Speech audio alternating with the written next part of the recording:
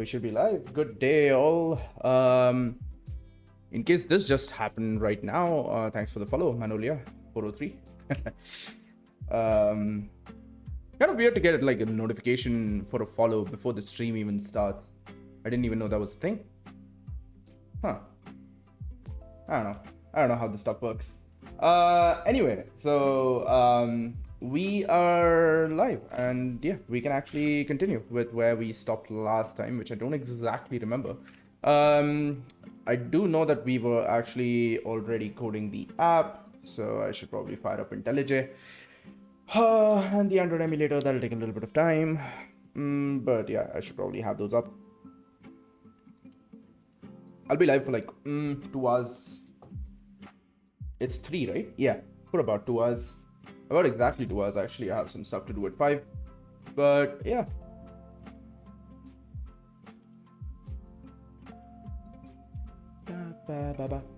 Okay. So I think I could probably set the...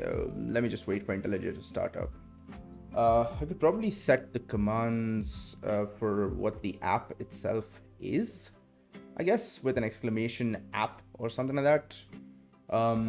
I know that exclamation today is probably reflecting the correct thing. Reply with a piece of notification. Yeah, so we've done this part, right? We've actually done this part. I should update this. For some reason, Streamlabs doesn't let me update this correctly from the, I think it's editcom. Let's try that again, right? So editcom today, let's see. What are we trying? So we know how to, yeah, so we know how to essentially capture the notification. What we want to do is trying to create a transaction, an object that represents a transaction from the data capture from the bank's message, right? I don't know if that does anything. Nope, that doesn't do anything. Man, imagine spending over 2 weeks on a single project. Nah, I am a little more of the sort that I would probably spend about a year. Hacked it to infinity and gotten it done in 3 days. I know that's possible, but you're sort of mistaking the point of this. The point of this isn't to complete the project. The point of this is to actually learn what I'm doing, right? So, yeah, I have hacked projects to infinity before, but it's never something that I am very much a fan of doing. Why is this still open? I thought we didn't need this anymore. I can't handle learning. Yeah, I know. It's one of those things like, I just want to spend time, you know, learning things here, because this is sort of like, what do you call it? Like, just like learning wise, it's like a safe space, right? If I were to try and introduce Kotlin to my team, it won't exactly be possible to sort of, you know, go slow and learn things carefully and, you know, just sort of spend time going through rabbit holes and all that. I'll have to, like, you know, time box it. I'll have to give it like, okay, I need like 10 minutes or something, and then yeah. I tried it once with InstaChat, worked on it for 6 months, gave up basically. It's well documented and learned a lot, but I'm not touching it again. I see. Okay, you're talking about native Android development in general. But yeah, I mean, I get you. It's only, yeah, I mean, I find that even with systems like this, like, what I end up learning is not necessarily the intricacies of Android, but more like software architecture in general. Like a lot of the stuff that I learn for very specific bespoke systems, because it helps a lot when you kind of go through the understanding of why these things were done, that you can actually understand certain things work better in certain architectures and things like that, right? Like the way Android does things, like lifecycle management and all that, right? You don't really have to worry about lifecycle management when you're working on like most desktop grade applications or even like server side stuff, because, like, you know, it's powerful enough to keep everything in memory at all times. But if you're working with like a hardware architecture that doesn't really have that capability, at that point you do need to do the same thing that Android does, and you will end up re-implementing a lot of the things that Android does anyway. So if you're working on some sort of like a, you know, like a low memory system and all that stuff, right? So you'll end up re-implementing things like lifecycle management and all that stuff. So you'll need all of that stuff because it is necessary in the constraints of the system. So while it might seem like most of this stuff applies only for Android, it's not necessarily true. You do end up learning a lot of more general, and it's hard to always be very specific about what it is that you're learning. Like, it doesn't always make sense. How does this apply in a general context? But then when you get there, when you actually deal with those problems, then, the knowledge starts coming back to you. And it's like, oh yeah, no. So when I did this in this Android app that I was making, I actually did it this way, and it ended up working, right? So it ends up being like, you just happen to have sort of a cookbook of various solutions of various sorts just in your head, and they tend to express themselves naturally as you work more with these things. So that's like one of the things I've found. So it's just how do I put it, I'm not necessarily certain if this is like the most efficient way to learn or anything like that. That's not what I'm trying to go for here, right? I'm just doing things at my own pace, mostly because it's comfortable, right? I can do this on my own stream, right? I can spend as long as I want on any of the side projects that I'm working on. So I'm okay with that in general. But yeah, that was Flutter and a custom WebSocket backend. Learned auth WebSocket in the backend design. Fantastic. That's good. So that's sort of the thing, right? Like, you end up learning a lot, which I find helps a lot more in the long run. But like, I found like people who just incessantly hack on project after project, they end up absorbing very little. That's usually what happens. You don't really go in depth for anything. And then that ends up happening that, at the end of the day, what you're actually looking for is sort of to not really understand the software, but more like just get stuff done. Like, so which is also not bad. I'm of the firm belief that in any team, you need people of both sorts. You need people who hack on stuff, and you need people who are willing to hang back, like take a step back and look at the entire thing and proceed carefully, and look at the code quality and things like that as well. Like, you need people of both sorts. So if you staff an entire team with people like me, nothing will ever get done. I can guarantee you that. But at the same time, it's like, you don't want to staff it entirely with people who hack 24/7 as well. So there's like a dichotomy that you need to maintain. So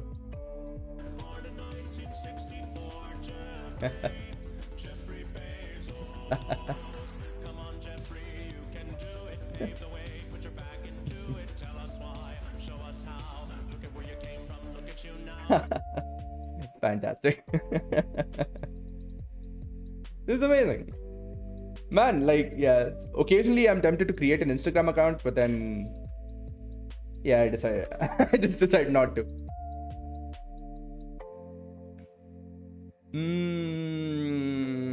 What was I looking at? All right, so why do I have, okay, so Android, yeah, this was the thing. Whew, all right. So how's your day been, man? What have you been up to?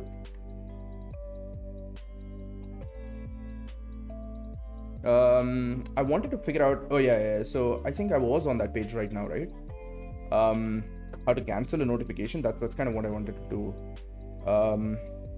So right now the issue what we have is, okay, let's launch the Android emulator, see what happens. By the way, is there anything open for committing? Oh yeah, we do have stuff, right? What did we change? I did nothing. Oh. Oh yeah, we added these logs, which I don't need. I'm actually planning on doing. Okay. Work as in work, you mean? Like your work? Or just like side projects and stuff? Okay, close up the MyPy work and raise the PR. In my opinion, okay. I don't know. In my opinion, if you are getting paid for it, it's ideal that you don't do it on a Sunday. That's just my take on it. But I feel like you shouldn't set those expectations, even if it's something that you actually enjoy doing.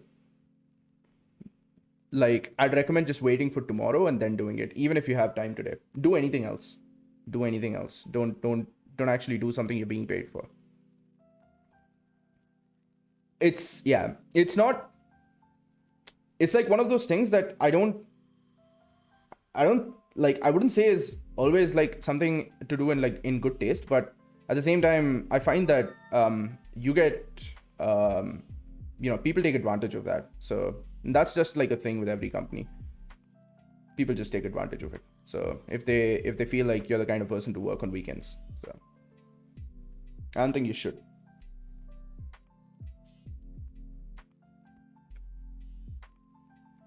Oh yeah, I still forgot to edit this command. I don't think I don't know how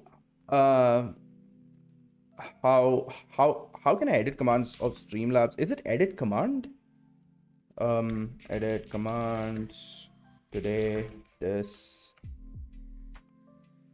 failed to edit. Fuck my life. I think this is what happened last time as well. I don't know why it says. Wait, let me Google that.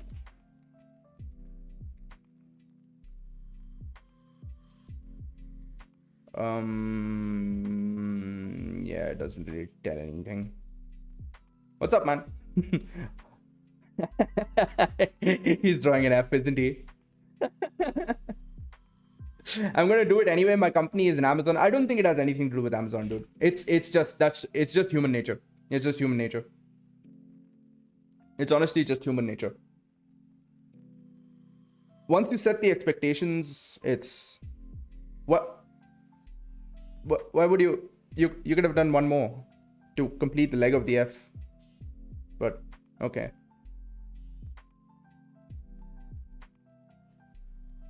One sentence. What? Why? Oh, did it like stop you for emote spam or something? I don't really have any settings other than like the default, by the way, on my stream. I haven't really set anything like no restrictions or whatnot.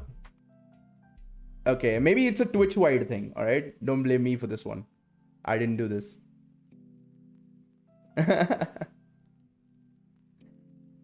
That's unfortunate. That is a Sag right there. Oh god. Okay. It didn't happen in TTL stream. Maybe it's a Sag. I have no fucking clue. Let's see. Oh, because you were mod. I see. Oh, maybe that's the reason. Stream. Yeah, I don't know. Is there a way I can change that? Settings, stream. That's probably a place I can change that. Permissions, raids, drops. I don't fucking know. Anyways, what's up? Not much. I am trying to right now I'm trying to edit the command that says what I'm doing today, but the editing of the command is failing, as you can see right here. So that's what's up. No, you can't change. People can't resend the same message in 30 seconds. Okay, I see. It's a site-wide thing. That's unfortunate, actually. I feel like if a streamer wants, they should allow people to spam. Like, it's a problem for the streamer. It shouldn't be... Like, come on. It's not like Twitch is having heavy loads caused by people spamming on fucking IRC, is it? Like, jeez. It has to be, right? I mean, maybe it's... No, it's not here. It's probably in one of these. I feel like it should be settable. I have chat rules. I didn't realize I wrote this. I don't even know when I did this.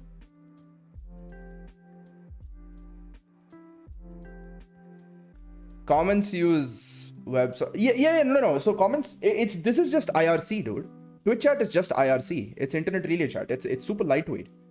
Twitch won't have a problem with this. I don't know. I don't know. Maybe it's just a problem for enough streamers that they have this as a set. But I find it kind of weird that it's not a thing that they allow people to do. Yeah, it's even lighter than web. Well, technically, is it? Is it though? Actually. I know IRC is pretty lightweight, but is it actually lighter than WebSockets? Because WebSockets are built on top of your standard Berkeley sockets, which I'm pretty sure that TCP is also built on top of. So I don't see how. TCP sockets are just one specific type of Berkeley sockets, aren't they? I'm sorry, I don't really remember my networking that well, but yeah, I should go through HBBN at some point. I know I've linked other people to it, but I should go through it. WebSockets are built on top of TCP. Are they? Oh, okay. I thought it just used generic Berkeley sockets underlying. WebSockets.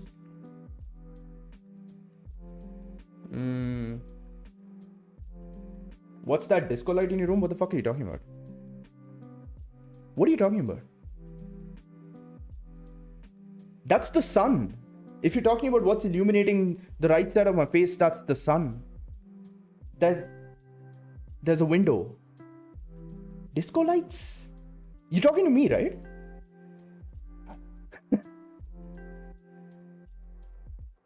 It was happening on the left side. That's probably just my camera bugging out. Then I have no fucking clue.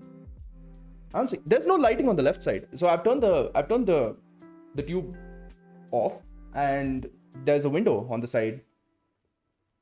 Rapid color change. Okay, I see. Interesting. IRC is literally just text, yeah.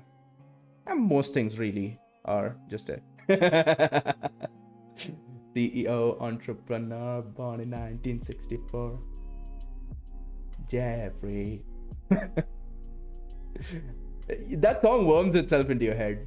Especially the fucking tune, dude. The one he plays right after that. Yeah, that worms itself into your head. It doesn't go out.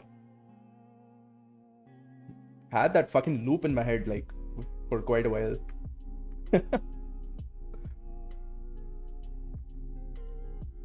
WebSockets have more metadata. Interesting. I didn't know it was built on top of TCP. I know it was built on top of Berkeley sockets, but I had no idea that it was on top of TCP itself.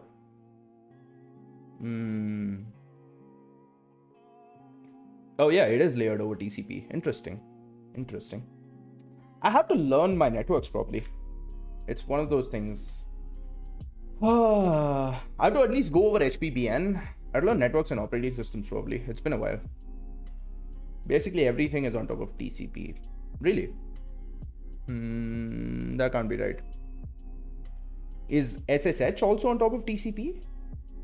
Oh, guaranteed message integrity. I mean, yes, that's true.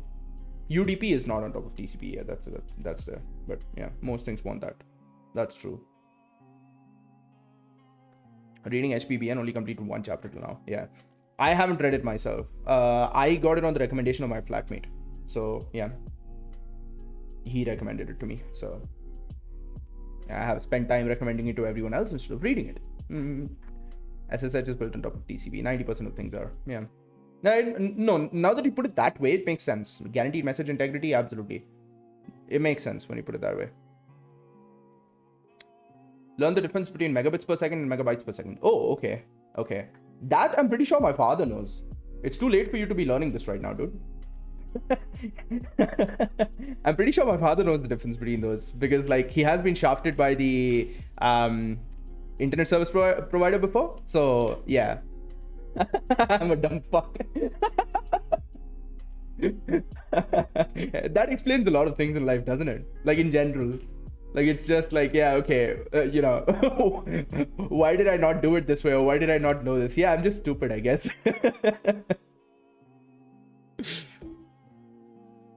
Database protocols are as well. What are you talking about? Database protocols are on top of TCP? I mean, yeah, I guess, yeah. If you're talking about like any sort of remote database calls and all that, yeah, that's going to be over TCP.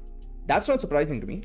I just thought that WebSockets sort of implemented their own sort of layer on top of raw Berkeley sockets. I had no idea that they were actually just, using the standard TCP.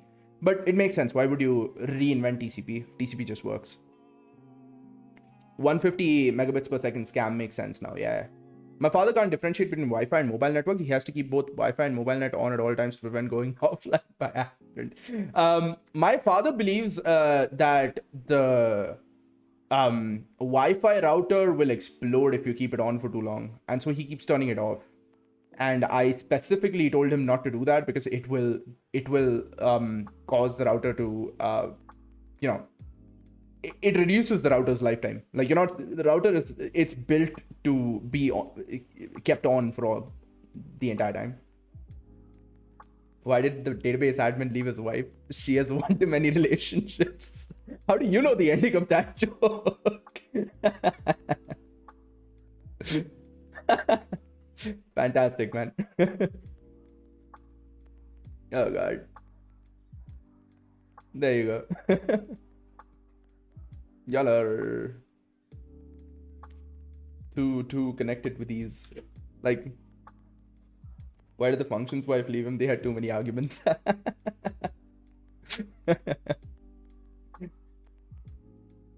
Where do you find these? I'm subscribed to r/programmer jokes as well. I don't find any of these ones. These are good. We actually need, like, I think r/programmer humor is more memes and less jokes. We need like these sort of like r/jokes equivalent for programmers. Maybe there is one. I'm just being stupid. Okay. What did I want to do? Okay, wait. Let me just use the fucking GUI and do it. Fuck are you? Yes, Streamlabs. Oh, it was a piece of text I wanted. Yeah, so I wanted to edit this, and Streamlabs is being a bitch, so I have to do it from the web interface. What is this? Oh. Edit that, delete that, paste that, confirm that, and now that should work. Yeah, okay, cool. That makes sense. Mostly what I'm trying to do is we managed to actually capture this data. So if I send myself an SMS right now by going to phone, deleting this, and I should save this as a string somewhere so that like I can copy paste it quickly when I'm doing things, because I keep forgetting to do that and I keep having to go to the SMS parser. Where is it? No, not the SMS parser, the thing using the SMS parser, the listener. I keep having to go here, copy this, and then filling out the fields. So yeah, I'd rather instead, blah blah blah at seller. I should save the string somewhere so that I can get back to it pretty quickly.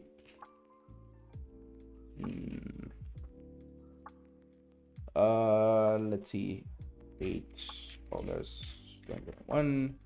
I mean, it doesn't matter what I put there. Okay, whatever it is. If I send a message, I get this one, and now I can comment transaction comment. And the problem is when I click this, it is supposed to launch this, update the text, which it does, but it's also supposed to dismiss this notification, which it doesn't. And there is, I think, a way I can do that. It's just this very ugly hack, but unfortunately I think this is a bug in the Android environment itself, which is why I'm gonna have to do it using this hack. I hate mobile development. I think I fully agree. It's one of the main problems with this is it's just there's so much with there's just so many different pieces to know. That's just it, because everything has to be sort of hyper optimized. So you have to learn like recycler views and all that, and they all have these very very bespoke behaviors, and it's annoying. I love designing UIs for mobile. I hate wiring it up. Yeah, no, yeah, if you like designing UIs, stick around when we eventually like are doing the UI stuff, because I'm gonna be fucking horrendous with the UI stuff. So what's the object-oriented way to become wealthy? Inheritance. True. True.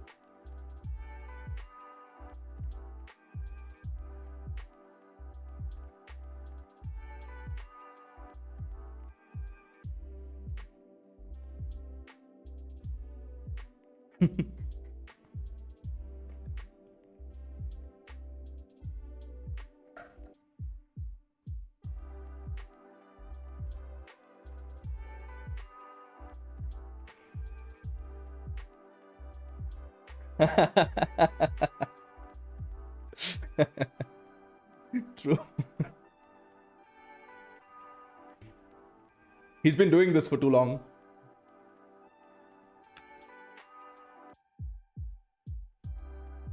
Okay, so what I can do is take this notification ID and replace it.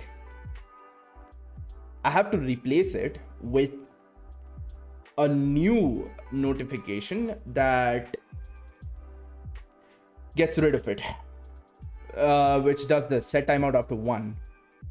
If I do that, it will delete the existing notification. It's fucking horrible, but unfortunately, I think that's the only way to do it properly.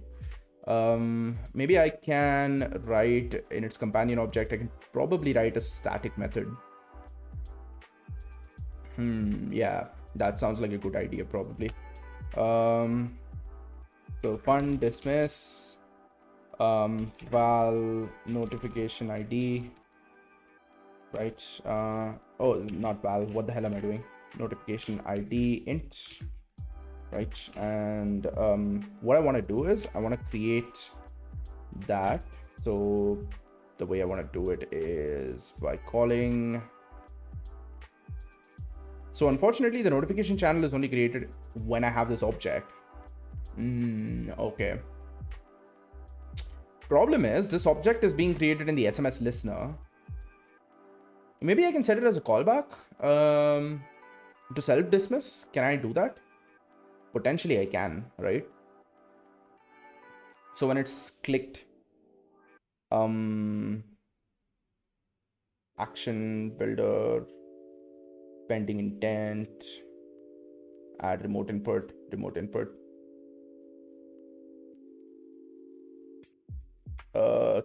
Is there a way I can execute add action? So what is this? Add an action. Actions are typically displayed as a button adjacent to the notification content. So when the action is executed, so that's this one, the reply action, it'll basically, so it returns this. What do you call a kid with no arms and an eye patch? Names.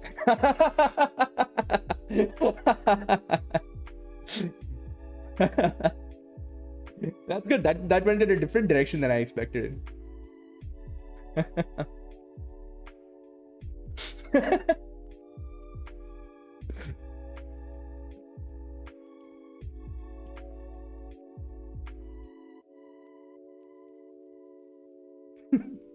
It was pretty good.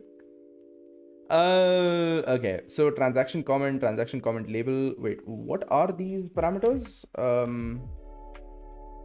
Icon. Oh, so that's an icon. Oh yeah, the icon, title, and the intent. I remember this. Okay, this is what we were struggling with yesterday. Oh, so this is the icon. Okay. And add remote input and build.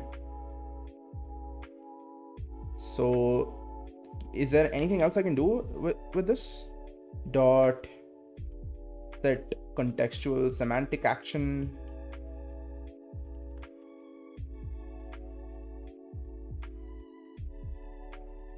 So the remote input, basically, when they, so the remote input is this, they type it and it runs set label build.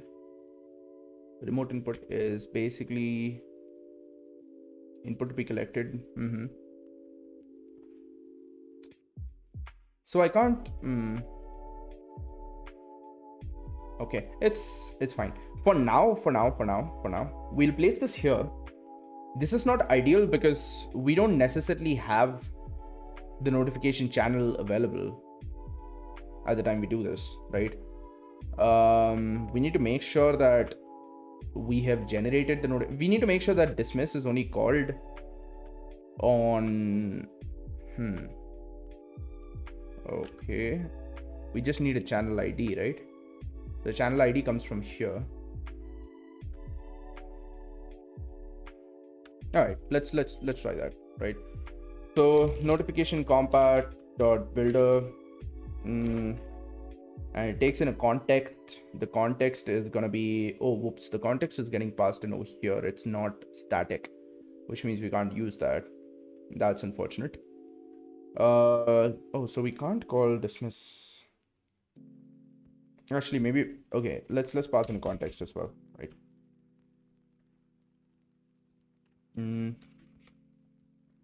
Context, channel ID is a string, and so that's going to be channel ID. Or I can pass in a notification directly. What does that do? How do I... Can't I select up, down, whatever? So, wait. Yeah.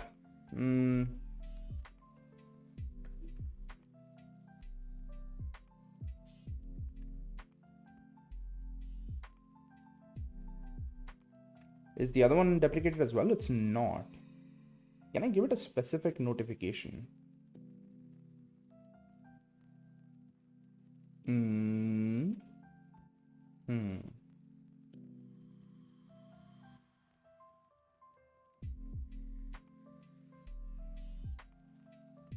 What does that actually do though? Wait.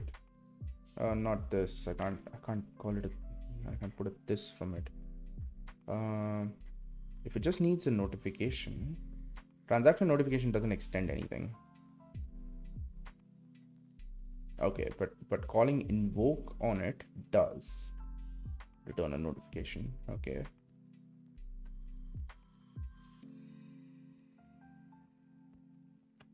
Let's just create a notification for no reason. I just want to examine its documentation. That's the main thing.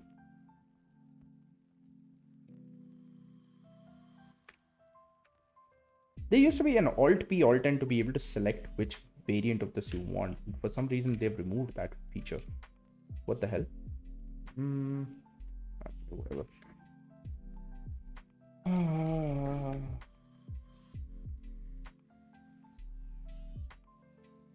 Okay.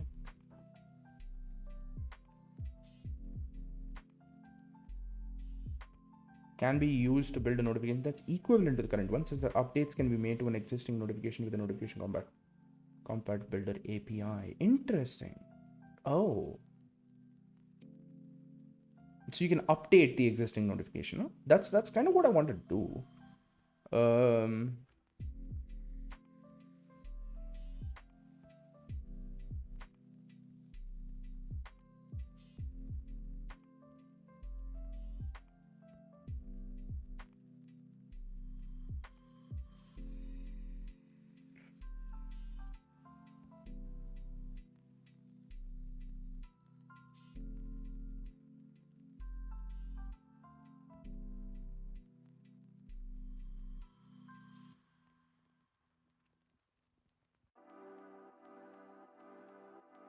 So if I pass it a notification object, it'll work basically.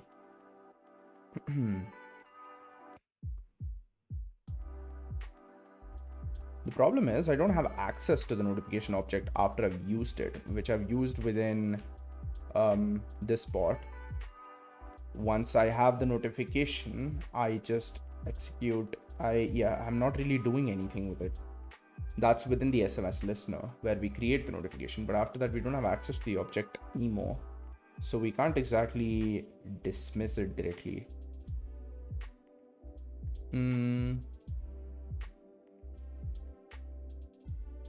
But can I set... normally I would have set it as a callback, but the main problem is I don't think I can set it as a... Maybe I can. Maybe let's Google that. So Android notification set callback, notification callback.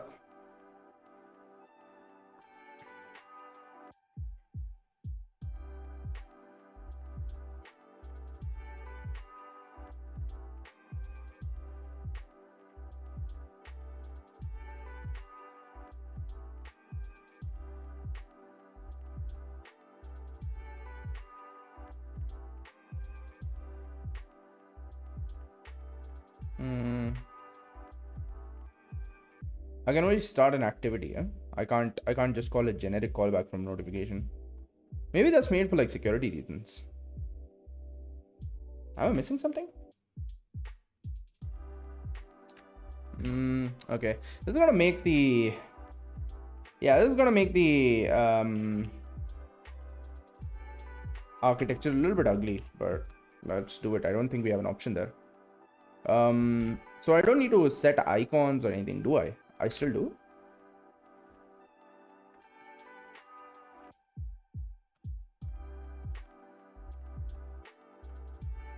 Okay, that should be enough, right?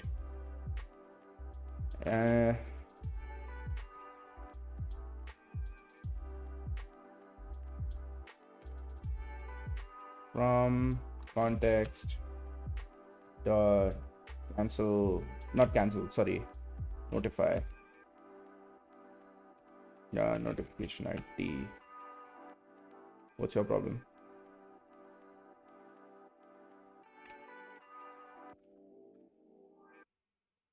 Oh yeah, and you need to give the notification. So this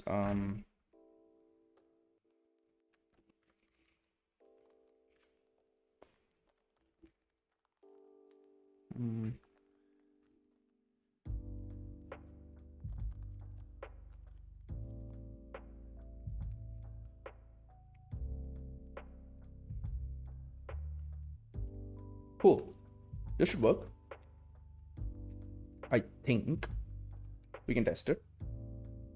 So if I go into the main activity and instead of calling this, I call transaction or dot dismiss context or this comma notification ID, I think we should be able to work with it, right? Okay, let's try that.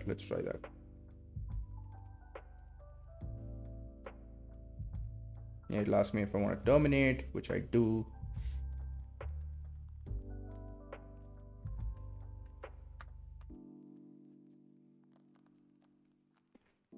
Surprisingly, don't have any drop frames yet. I hope I didn't just jinx that. That would be annoying. Okay, so the app started up. For some reason, it didn't ask me to terminate the existing process. That's good. Let's send ourselves this message. We should have this. Let's comment hello. And now it hangs or something. No. I'm confused. It didn't work. Just dismiss these two. Let's send ourselves a message again. Testing again. No, it didn't work.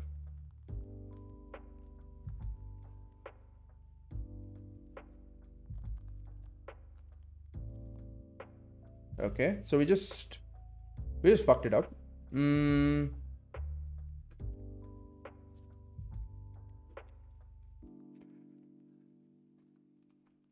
Maybe we need to make this a little more generous, but I don't feel like that's the answer. So what does this do? It should be cancelled if it's not already cancelled. No up versions prior to build version codes. OS 26.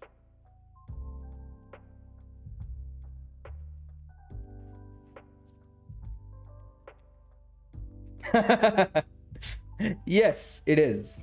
But that doesn't help me. See, what the problem is that the normal cancellation, apparently there is a bug which makes it such that you can't cancel a notification which has the remote input, which I absolutely need.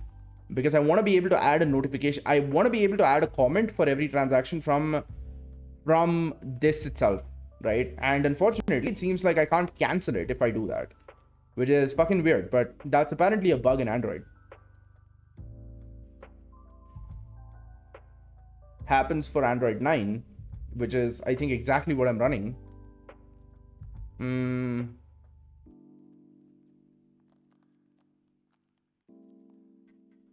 Yeah. Never. I can find out how this is done. This has to be a way, right? Because there has to be a way. Maybe I call cancel first and then do it.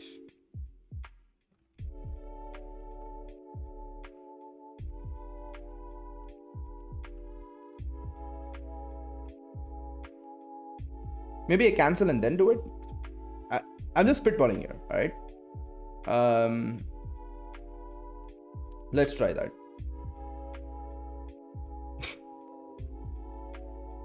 Okay. So,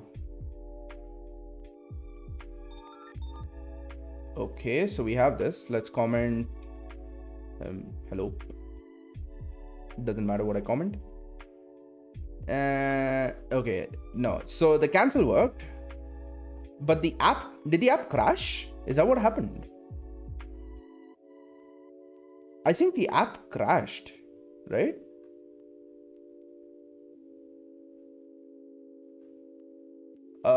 Let's see that again.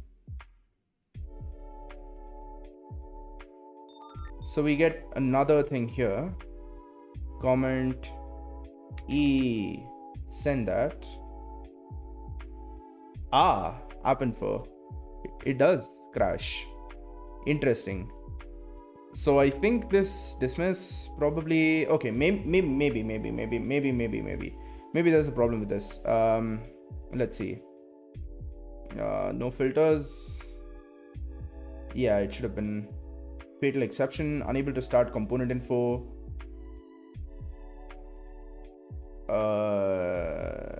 What?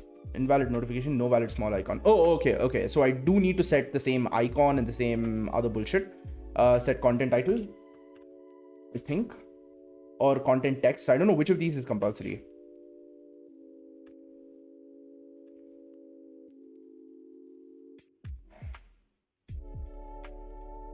It doesn't say. That's the problem. It doesn't fucking say which of these are compulsory. Right, so content title, dummy. Doesn't matter what we set here. Not like this. Yeah, it's okay. At least we know why it was going wrong.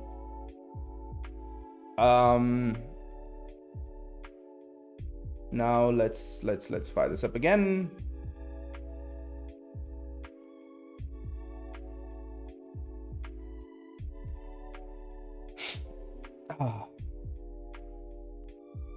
Okay, so it comes up.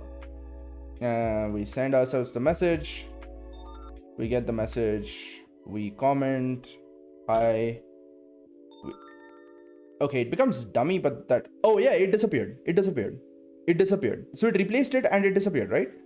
Okay, so let's get rid of those comments. I think it worked. So considering it worked, wait, let's see. Maybe this cancel is not necessary anymore. I don't know if it is. Let's get rid of that line just for now. And let's go into dismiss. Let's set the timeout back to 1, right? This might be necessary. I might have to change the text dummy because if somebody sees it by accident, let's assume their phone hangs or something, it'll seem like I'm insulting them. So yeah, let's probably not keep that text over there, but all right, let's it's okay for now. This comes in and let's send ourselves a message. Let's comment. This was an expensive purchase. And okay, we do see dummy.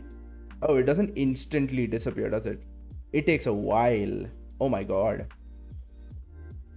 It goes off. Okay, so I think it's okay. We can use it to say something else instead. Like we can use it to say something like saving your transaction or something, even though the main problem is we can't actually immediately dismiss. This is supposed to be milliseconds, dude. Is it just like Android has a minimum amount of time for which the notification has to be shown or something? Maybe is, I don't know. Or maybe the reason is because this channel has urgent as the importance. Can I override that? Set priority. I've seen notifications disappear in milliseconds. Yeah, it should be possible. Let me put the filter back because that's gonna be a lot of logs otherwise. All right. Set priority, and that's supposed to be under notification compact dot priority low, maybe. Relative priority, low priority can be hidden. Oh, it's ignored. Oh, so I have to create a separate channel for it. Goddamn. No, not necessary to do science. We can see that the documentation does have stuff. It's not necessarily stupid. Why is it IC launcher foreground? What the fuck? I thought I copy pasted it from here. Huh? Oh. Wait. What about that other thing? Oh, that was a comment label. Okay. That's only over here. All right. Yeah, that's fine. Do you know why the scientific method seems so familiar in this situation? Because nature doesn't come with dogs too. Yeah, that's true. I mean, yeah, it makes sense. But okay, in this case, we did have some documentation. It does tell us that on O and above, this value is ignored. So we still require it for older ones. But yeah, we should probably create a separate channel as well. A separate notification channel, maybe. Channels. It's such a hack, bro. It's such a... Okay, you know what? Fuck it. I'm not going to do that. Not going to do that. I don't care. I'm not going to do that. I'm just going to change this text, right? Make it get string r/string/ something. Wait, can I extract string resource? Yeah, let's call this notification dismiss. Right? Context.getString. Yeah. Oh, fuck my life. Okay, so let's go into this. Let's change this to what do we want? Saving the transaction, right? If we do this, what's your problem? Sure. Ellipsis is a single character word. Is it like so that it saves space or something? What was the point of that? Whatever. Okay, let's dismiss and uninstall everything, and let's do a fresh thing, right? Plutus, goodbye. Okay, uninstalled. Let's run you. It's gonna be a POG moment. Okay. Yeah, nice part is I can make this seem like it's coming from bank. So, let's do that. Allow, yep, back, send message, bank, yes. And now we can comment saying saving this transaction, and the app should get this message.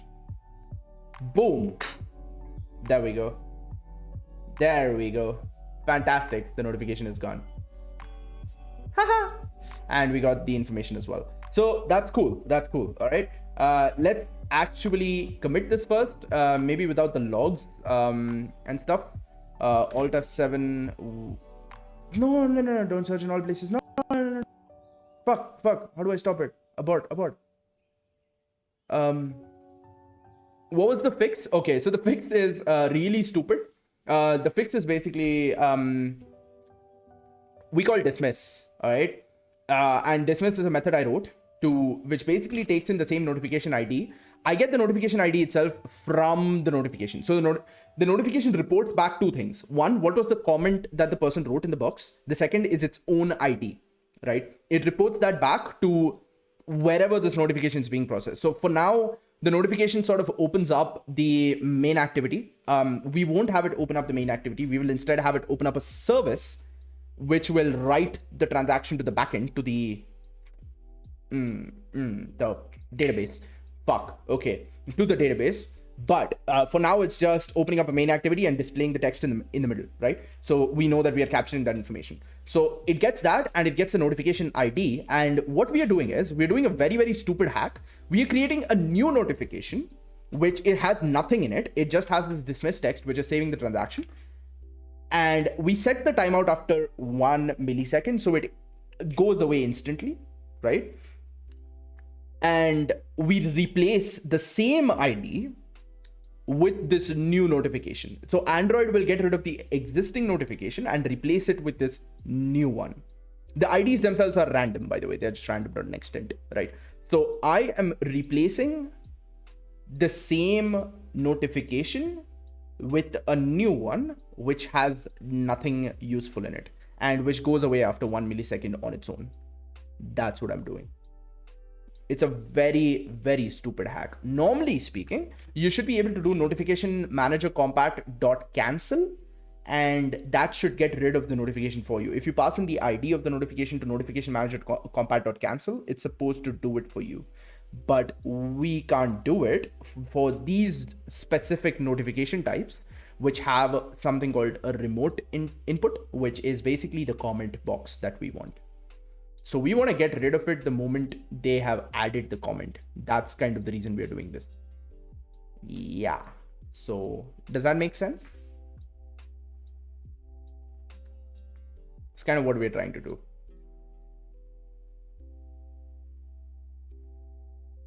What the fuck? Jesus. Just. Okay. Cool. Yeah. So that was the fix. It's a very stupid fix. We are essentially replacing the notification with a new notification that can go away.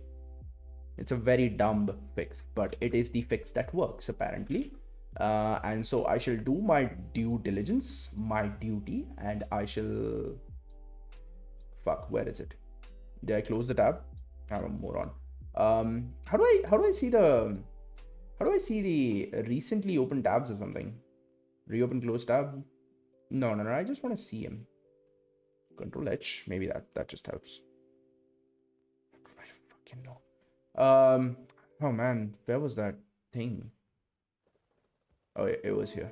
Okay, never mind. I didn't close the tab. I just went back and then went somewhere else. I shall upvote this question and upvote this answer, because always do this when things work for you. Thank you, Alessio. You have solved this problem for me. I hate the solution, but unfortunately it works. Okay.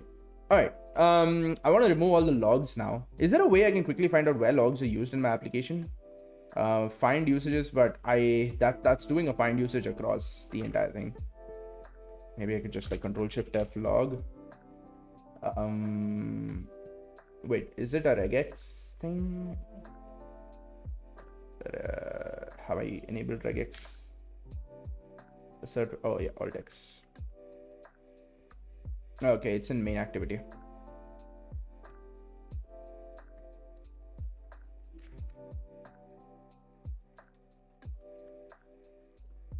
All right.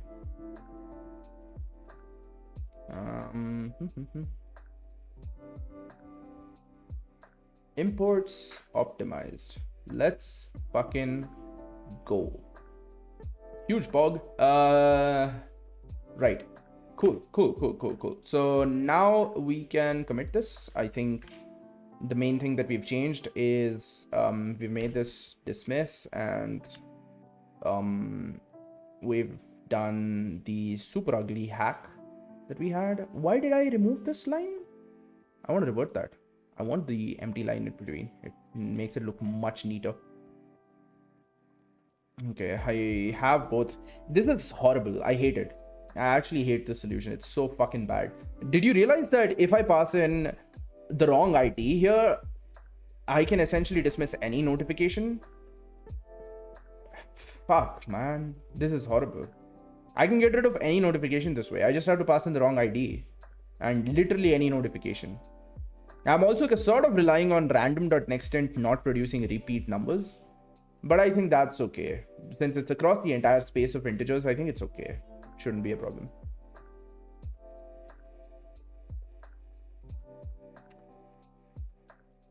Okay. Let's commit this. What did I do? What is this? It's more like a bug fix. Not a fix. Let's see. Updates. No. uh, dismiss the transaction.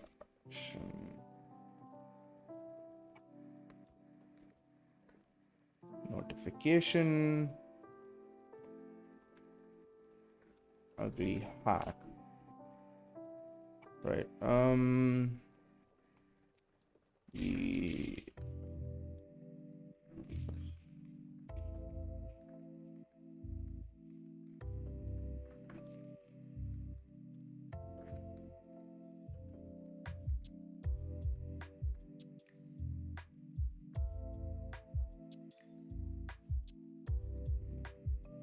The text.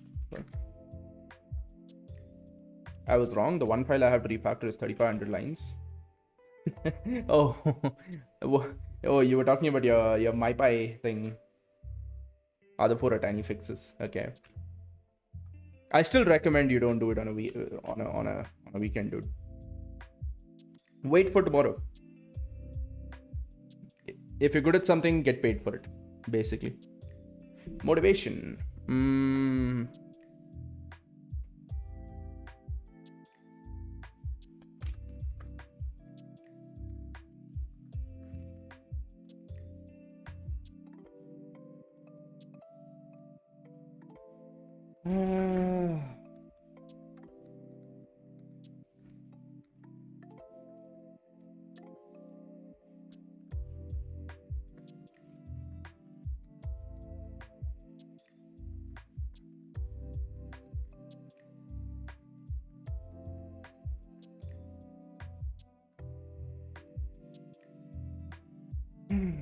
Of overwriting the existing notification which has a remote input with a new plain notification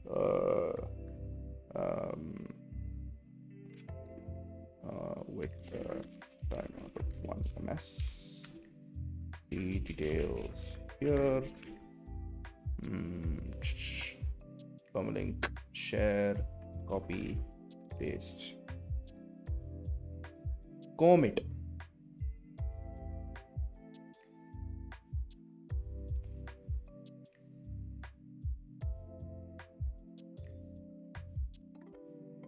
Other four are tiny. I'm doing it for two reasons. If I do boring stuff while I'm tired, I'll get to work on good stuff from tomorrow. And also, I need a permanent job in this place. Oh. You'll get the permanent job. Don't worry about that one.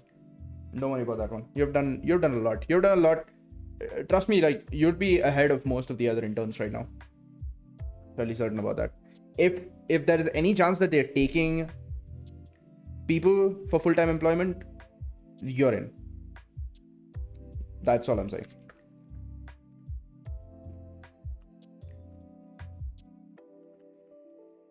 Yeah, okay.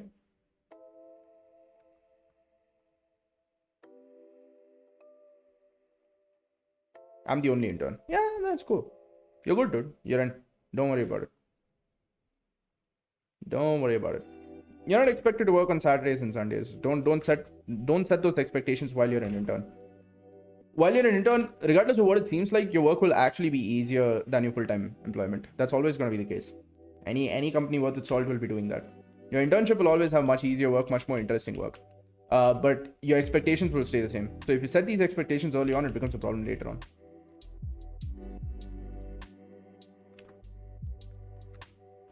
I say this from a place of genuine concern because I was also exactly like this. Super gung-ho about most of the stuff, but yeah. During FTE, if they ask me to work Saturdays, I'll tell them to fuck off. Yeah.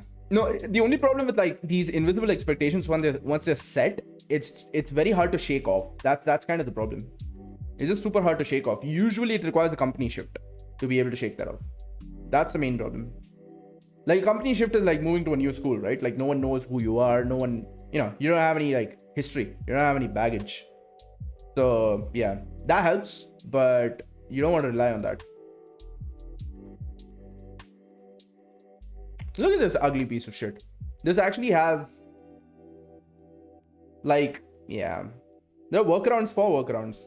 Jesus. Okay. All right.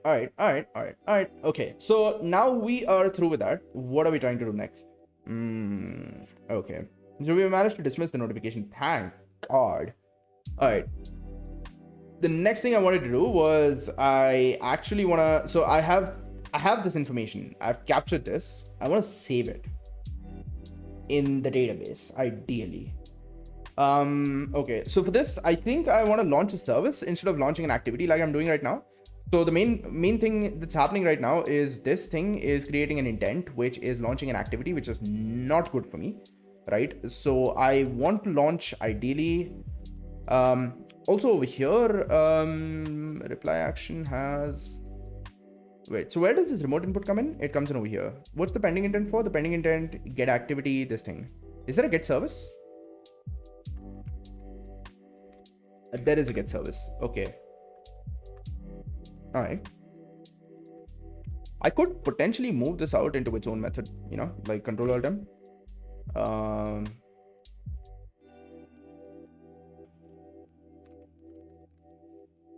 Or create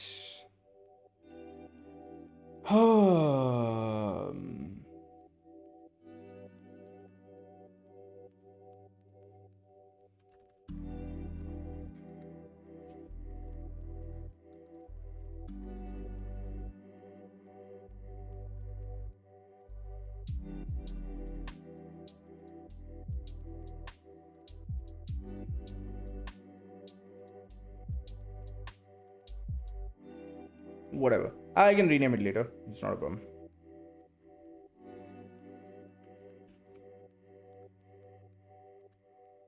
Can I just do this?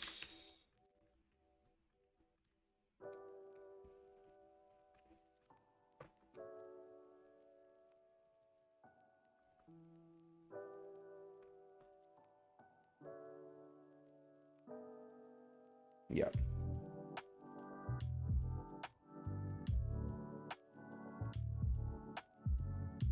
Cool.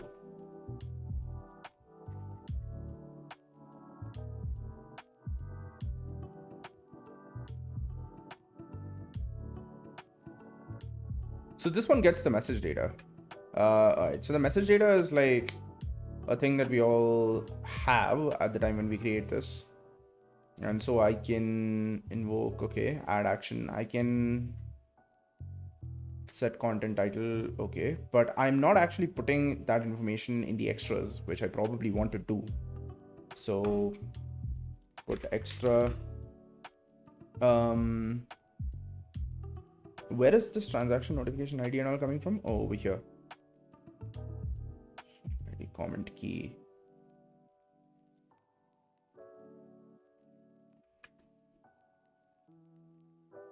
You can change all of that later on. Okay.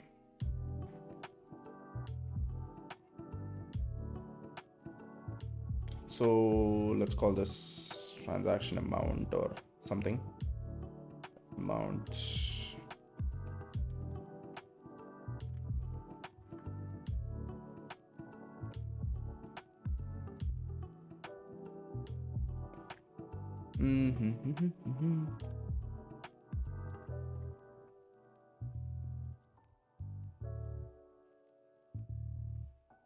So what all does message data have? Amount, credit, and account, right? Yeah. We probably want all that information. Can I just put an object? Do we have a way of putting like a data? Parcelable is there. Parcelable is there. There's also bundle. Can we implement parcelable over there? Serializable, parcelable. I don't even remember what parcelable is actually. Parcelable.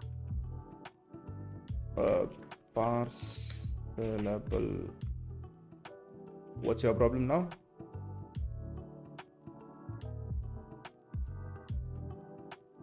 Hey, this became bad. Immediately became bad. What the hell is a parcelable? Interface for classes whose instances can be returned to and restored from a parcel. So it's all like serializable, except it's whatever the parcel is. Container for a message that can be sent through an... Jeez. A parcel can contain... Some of these things are so over-engineered. Kind of, yeah. Kind of. No, but as I said, like, Android really requires some of this because it's relatively low performance, right? The device that you're trying to run it on. There are people who still have very, very shit Android phones, by the way, on which most of these apps will still work. Like, by most, I mean like 95% of the apps will still work, which is insane when you think about it. Like I mentioned earlier, right? Like I'm talking about my Pi. Oh, okay. Wow. Somehow we are on the exact same point with Android as well. I'm trying to understand what the fuck parcelable is. Why does parcelable and serializable have like two different things? Wait, can I... Okay. I don't really care if it's parcelable or not.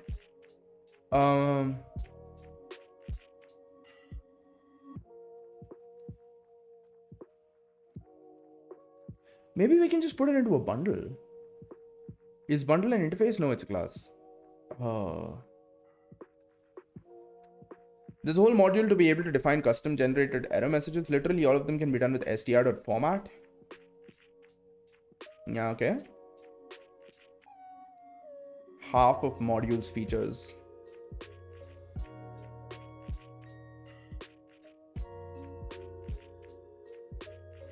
Interesting.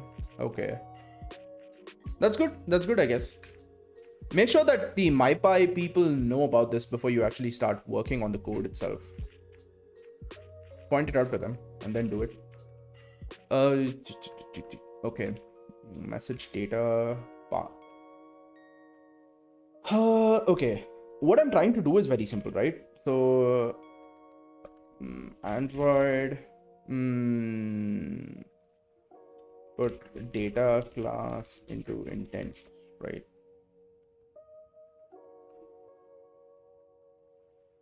Okay, we just have to make it implement serializable. Is Kotlin data class serializable by default?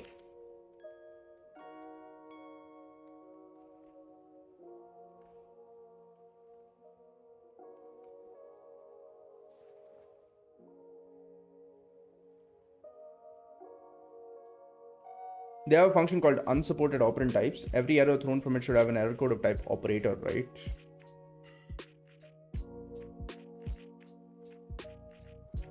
I guess. I suppose so.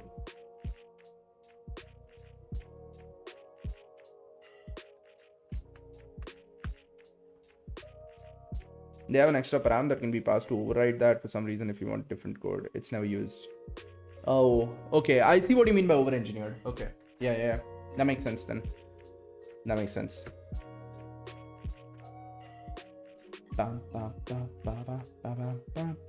That is over-engineering, definitely.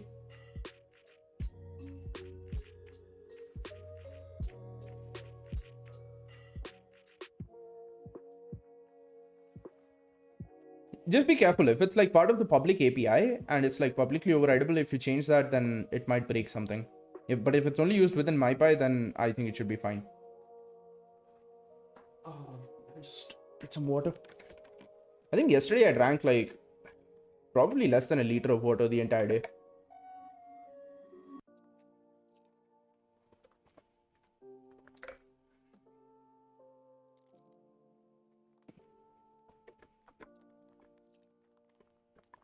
MyPy has no public API. Oh, okay, right. Oh yeah. You can only fire it by the command line and then parsing the text which comes out of it, right? Yeah. Do they have plans to introduce one? Because as I said, like tooling can work very well if they offer like an actual API rather than having you to run it and then, parse the text that comes out of it.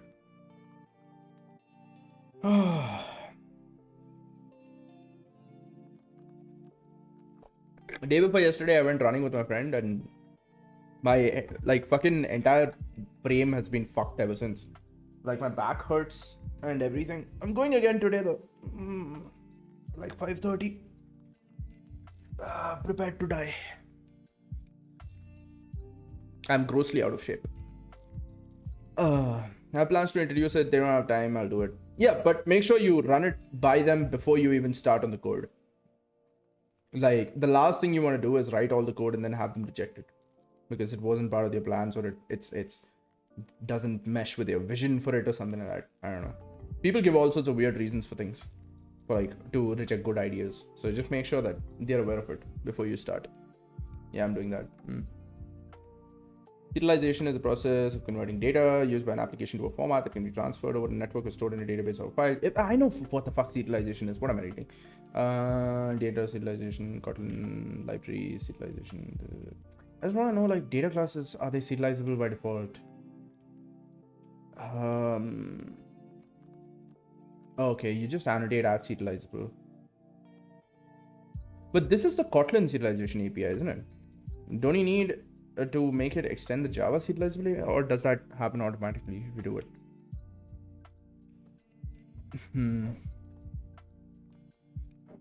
What's your problem now? Oh yeah, partially.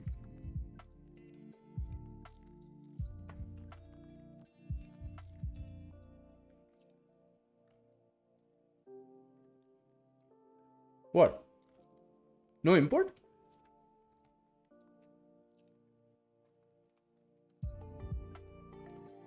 What?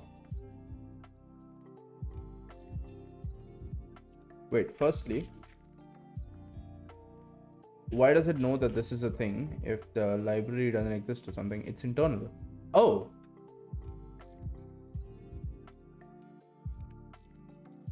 Oh, I see.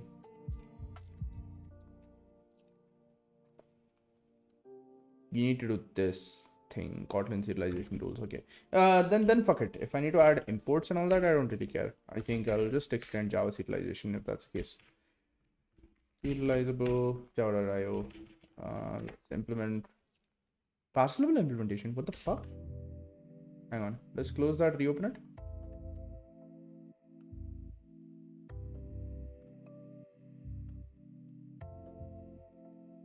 Why parcelable? Bit. What's the problem? Must have at least one primary constructor parameter. Oh. I understood what the problem is. Fuck. So, okay. Oh man, okay. That was the problem. Hoi, is the weather outside stormy? It's not, it's cloudy though. It's a little bit cloudy. Like, actually, I can't even call it cloudy now. It was cloudy in the afternoon. Now it's okay. Now it's okay. It's not raining or anything. It's perfectly fine here. The weather is pretty good. So, wait. So, if I do this, now it freaks out and I have to, okay. Parcelable, constructor parcel, this parcel.read double. It's unreachable code. What on earth? Okay. Yeah, I probably don't want to use parcelable. If I can use serializable, it will be sufficient. Cool. So if I can put, so do I have the option for a serializable over here? Yes, I do. Let's call that, instead of calling it amount, let's call that transaction itself, right?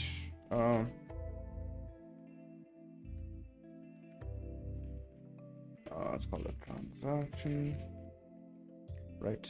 Equals transaction data. Transaction and message data is going to be what I put in there. All right, cool.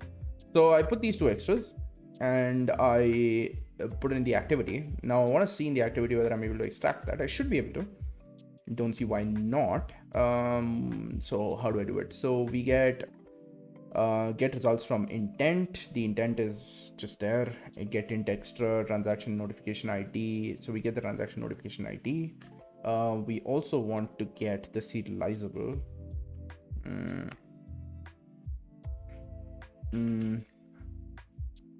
Found another one. What do you mean? Oh, you're talking about the over-engineered examples. Invalid index type has the option to override the default code index but it's never done. I see.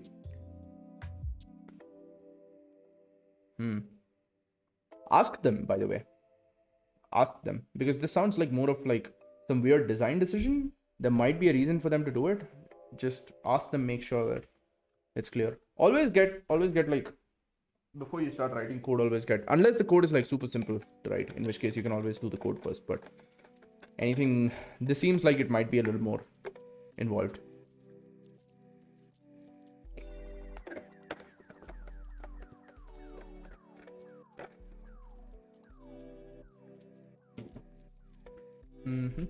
Okay, so most of this is just so not neat. I should do a data binding thing. Let's do a data binding thing right after this.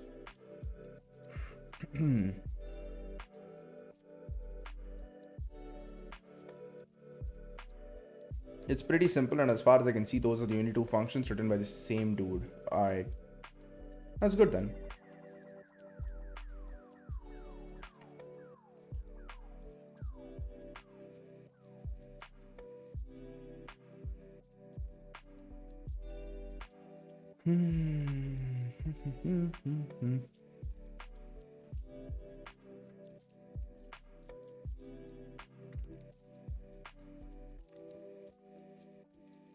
Let's see, what do I need? Crap, oh yeah. So I basically want to get, okay, for now we're just gonna log it, because I don't even think there's any point in like accessing a UI element and then doing things with it. We're just gonna log it for now. So log.d lotus1, and our message is gonna be message data is gonna be so okay, firstly we need to unwrap that, right? So intent dot get extra bundle serializable extra transaction notification dot transaction, right? So we want this Control Alt V, the whole thing to be as a transact or a message data, right? Or something like that. Serializable extra as message data. Cool. So that gives us this. Cool.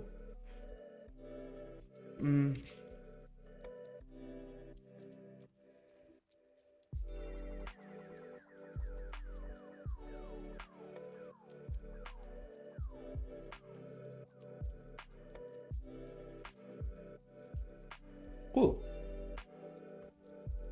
This should give us the data that we need.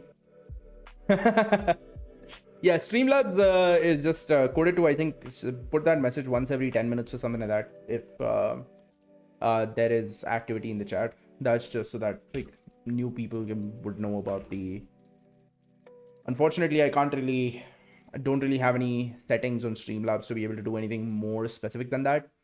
I might end up writing my own bot if I want more bespoke behavior, but yeah. Okay, so we're doing a bunch of stupid things here.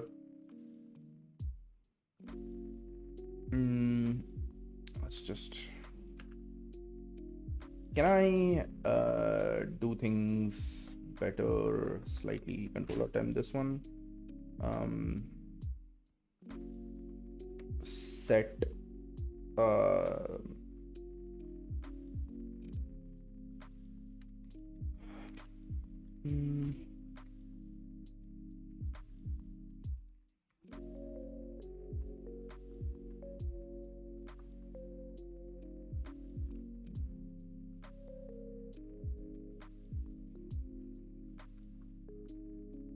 and then we want to log the message data.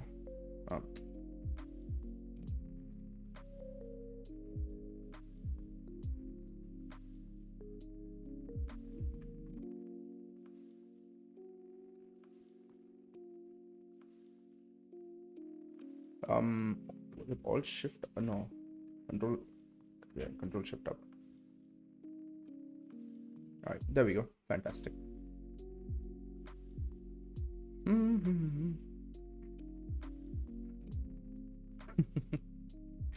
Bot in Kotlin? Maybe. Could be. Possible. Not necessarily, but possible. I don't know. I haven't really thought about it yet, but yeah, it's possible. Okay. If we do this log message data, we should be able to. The main thing that I want to verify is that we are able to get this in the logs. So if I bring up logcat with Plutus, just delete everything. And if I launch the app again, let's bring that up. A botlin. We can call it that. The new Suicide Squad is awesome. Okay. I have to ask you before I decide my opinions on that statement. What do you think about Batman versus Superman? Also, what do you think about the Snyder Cut of the Justice League Snyder Cut? ZSGL. What do you think? I need to know both of those things. Uh-oh. Something fucked up. Didn't it? Not that.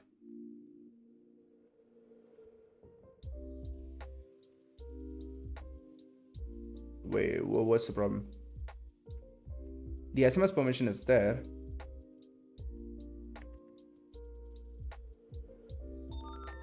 Ah, it crashed.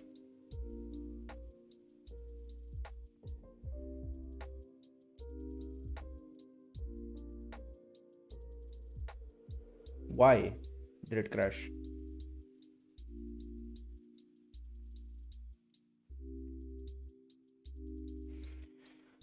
Snyder Cut is awesome too. BVS I watched it like 30 times. Okay. Yeah, no. So there is a possibility that I will not like the new Suicide Squad. I just have to say that upfront. I don't like either of those movies, that's why. Neither BVS. I do think Zack Snyder's Justice League is okay. I don't think it's good enough for its length. It's by James Gunn. Okay, then I'm a little bit more optimistic. But yeah,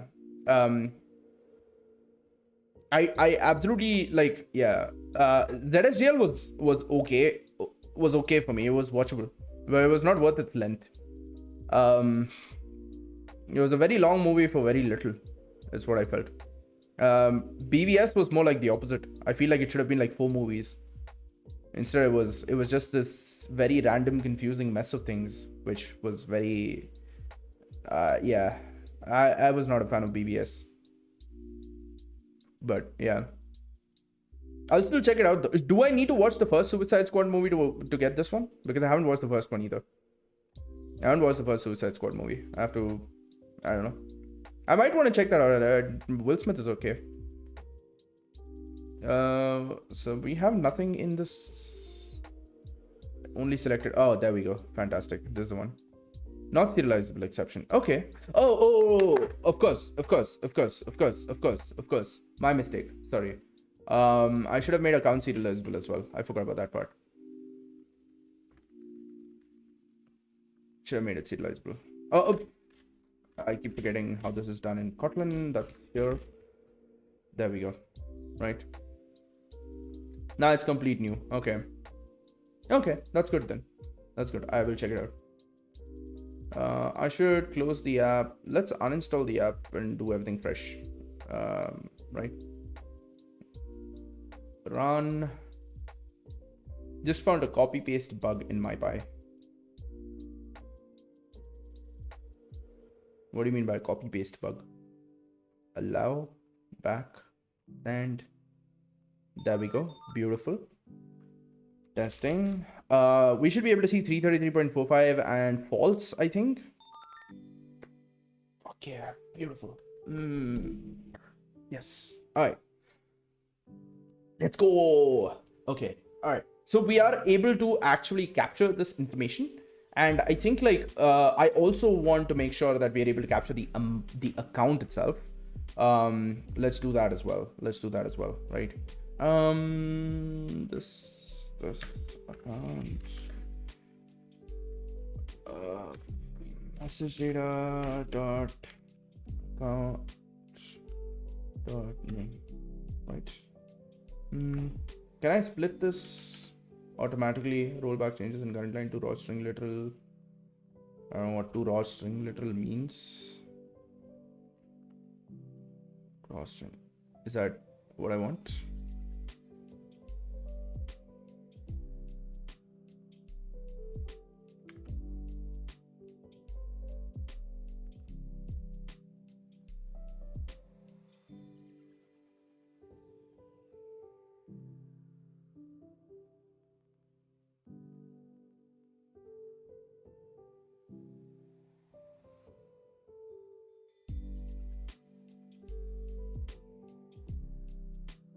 I feel like text box should be a word.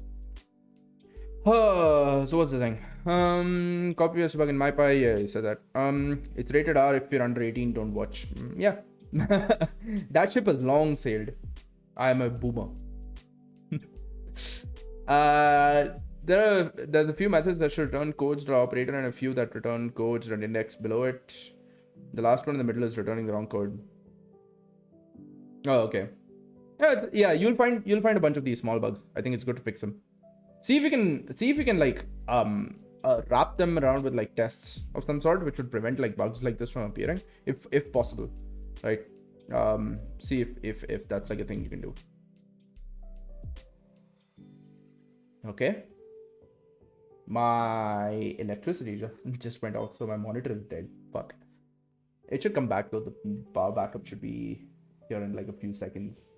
I'm actually trying to look at my screen by looking at the OBS reflection of my screen on my second monitor, which stays on because it's part of the laptop and the laptop has battery. Yeah, okay, my screen's back. Thank God. I didn't drop any frames. Wow. That was fun. Good to know that my network can somehow survive electricity loss. Last one in the middle is returning the wrong code. Not writing tests right now. All the codes have to be replaced anyway.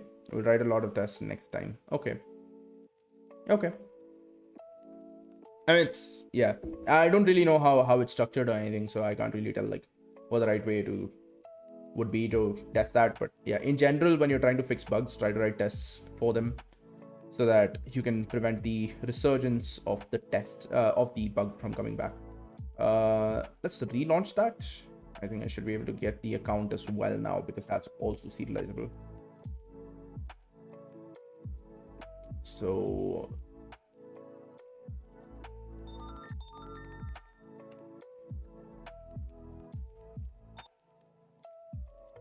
Pog, okay. Highly Pog. All right, this is good. Cool. So we're getting all the data that we need. We're getting this false default account. All right, cool. Everything's good. I don't really know how this sort of organizes itself to have 4 spaces before it starts, but whatever. I don't really get it. It's a log message. So this is what we're doing. We're setting the text box to the notification comment. So we get the text box. We get the notification comment and then we set it. This bug was written 9 years ago. Yeah, you will often find that the bugs that you actually find in a code base will be relatively old because like they will be the sort of like mostly harmless bugs that haven't really, have managed to survive for a long time. That's the thing with software. Like most of the bugs that you find will always be these weird ones which were introduced a long time ago and no one really knows like what caused it to be introduced in the first place and stuff like that. So you'll find these benign bugs and you will find these bugs that are just alien and incomprehensible. And most of the time they will be old. This is like a common pattern. You'll see this in any real code base. It'll be a common pattern. The newer bugs will get fixed. They usually get fixed quick because like people still understand what the software is supposed to be doing. So they get fixed quick. The older bugs, they last.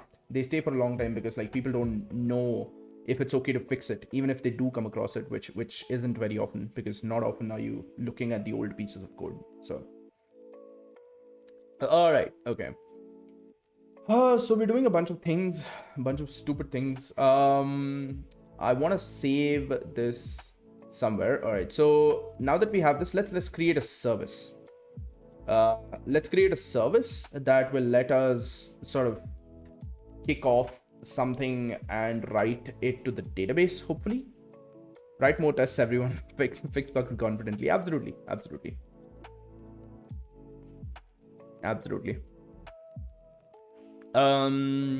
Yeah, this account thing is mostly useless for now, but we will come back to it and add information there when we need it. For now, I don't really think we need anything more than like the name of the account itself. Okay, so we want to be able to save the serializable stuff. We want to be able to save it to the database. So yeah. Okay. Anything. All right. So what do we need to do? Right. I will be removing most of the stuff. In fact, like all of the stuff from main activity. It'll actually, most of it will go into the service that we will create in order to actually save this data to the database. Let's do that right now. Right. So file. This is my last fucking year of college and it's being wasted every day. Why? Why do you think it's being wasted? I feel like you spend your time more productively than like 90% of the people I know. 95% of the people I know. Easily. I wasted a hell of a lot more time in college, by the way. It's college, dude. It's for wasting time. That's the purpose of college. Waste time confidently. Service. What the hell is an intent service? If it's something that I need, I think we might be able to use that and get away with it.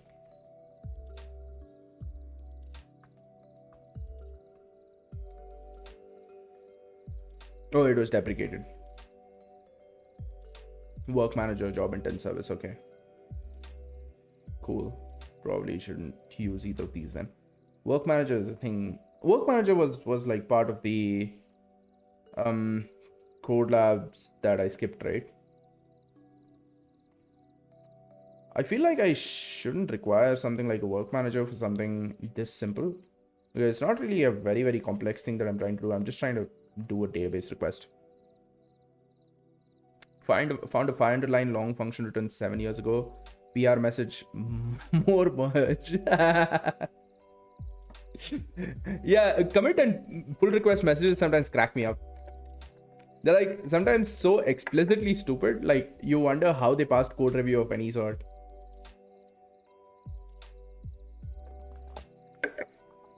And think about it this way.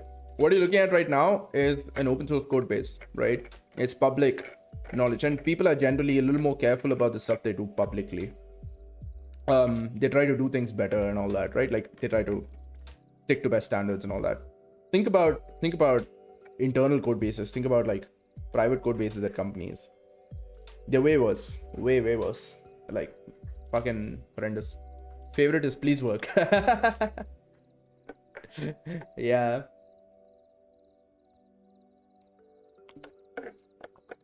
You occasionally do have those.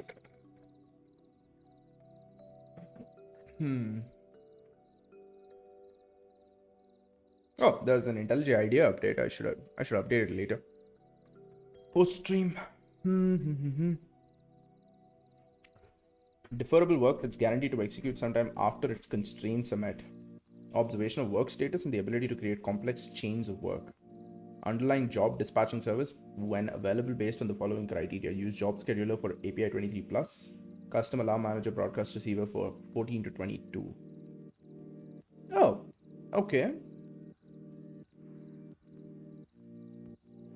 Okay, I think that's pretty good that it automatically handles the underlying implementation depending on the API version you're using. So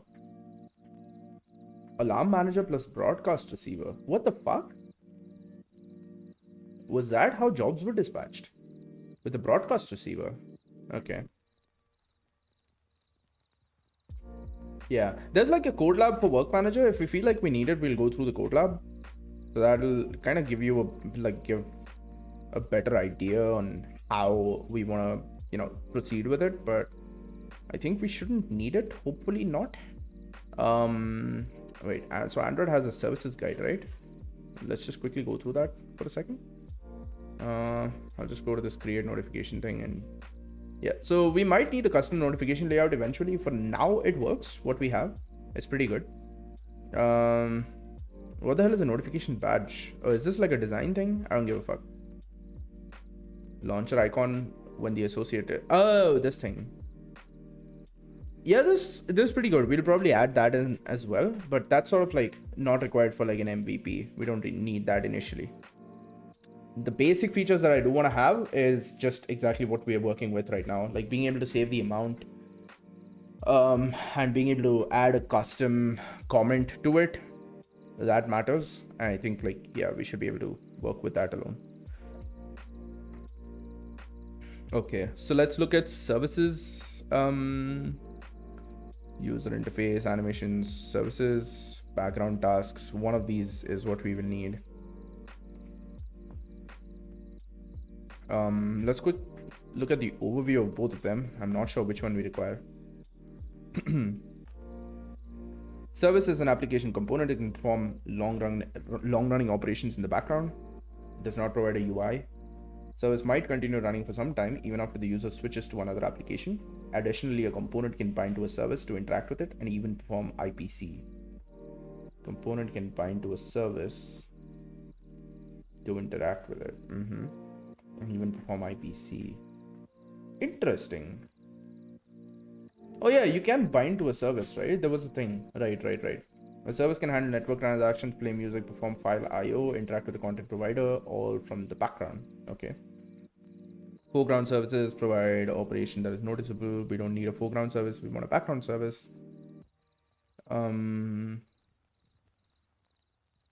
Background service. If your app targets 26 or higher, we do. Restrictions on running background services from the app itself. What are these restrictions?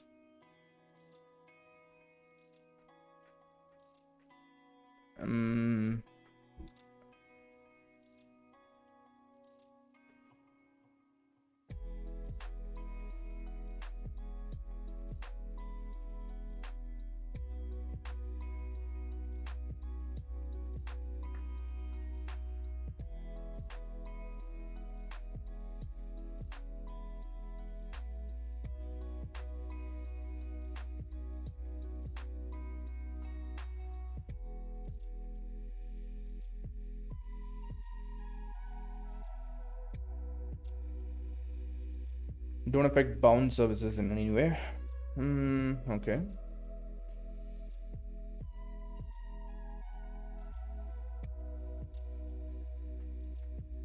App is in the foreground. It can create and run both.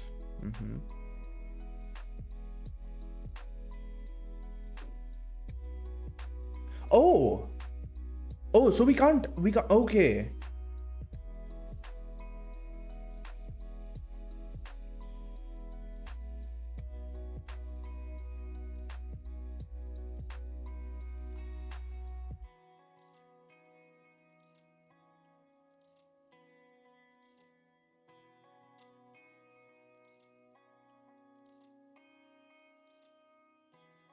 Oh, no, but we are receiving a broadcast. Okay, so we will be on a temporary allow list. So it should be fine. It should be fine.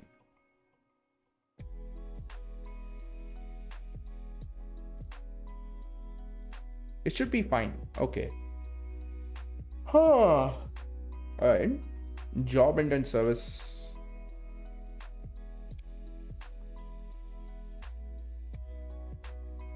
Helper for processing work that has been enqueued for a job or service. Android O. Context.start service.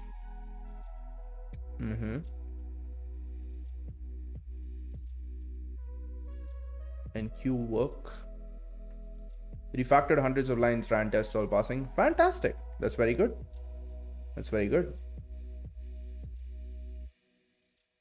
Not sure if I did a good job or they didn't. Never mind, one failed. Okay. Yeah, it happens. Yeah, do check. See if there's a coverage tool. Do check that. Make sure that nothing suspicious is going on basically.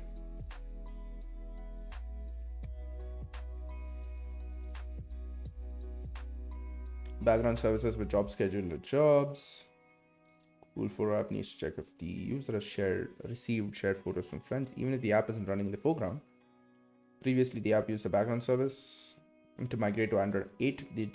Okay, with a scheduled job, queries server and then quits. Ah, I see. Usual way to create a foreground service was to create a background service, then promote the service to the foreground. With Android 8, there's a complication. It doesn't allow a background app to create a foreground service. To create a background service. New method start foreground service to create a new service in the foreground. 5 seconds to call. Does not. Okay, declares they have to be NR. Alright.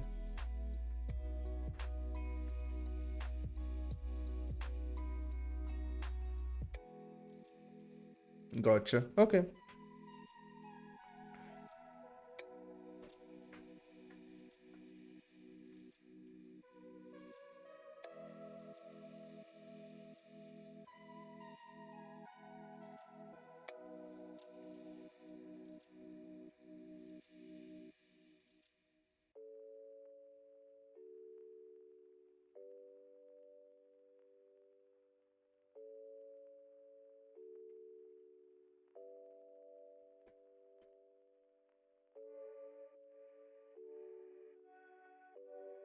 Context.register receiver. Interesting.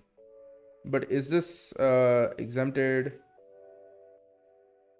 Exceptions. This should be SMS should be here, right? SMS received action. Yeah. The tests aren't even close to exhaustive. Okay. That's not good.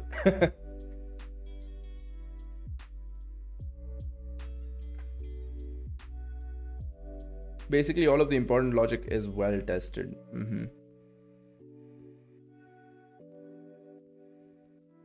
Yeah, okay. Yeah, I guess that works. It's, yeah.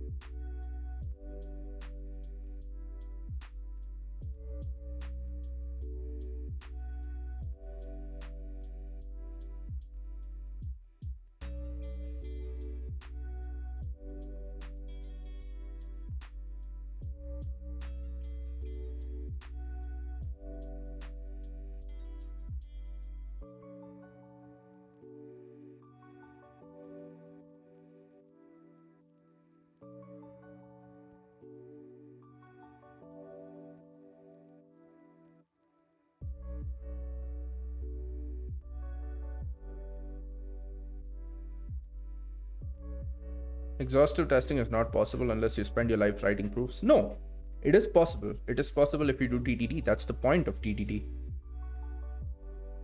It is possible to test all code paths. By exhaustive testing, I don't mean test for all possible inputs. That's not possible. But it is possible to test all code paths. Are all code paths tested is what I'm asking. All behaviors tested. If all behaviors are tested, you're good. That is exhaustive. You're good. You shouldn't be breaking any intended behavior. That's all.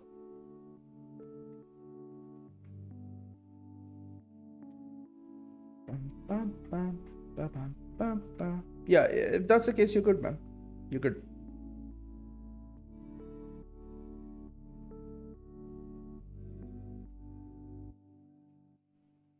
Exhaustive testing never means that you test for all possible inputs.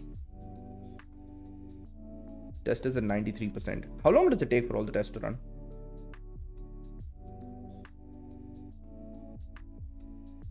All passing. Wait, how? No, 7% is still running, right? How is it all passing?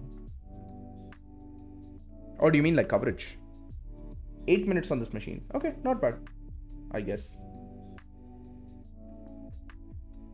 I don't know if that's like normal. Feels like it's not that good for an app like something of MyPy size. I feel like it should run a lot faster than that. 8 minutes. All passing so far. Okay.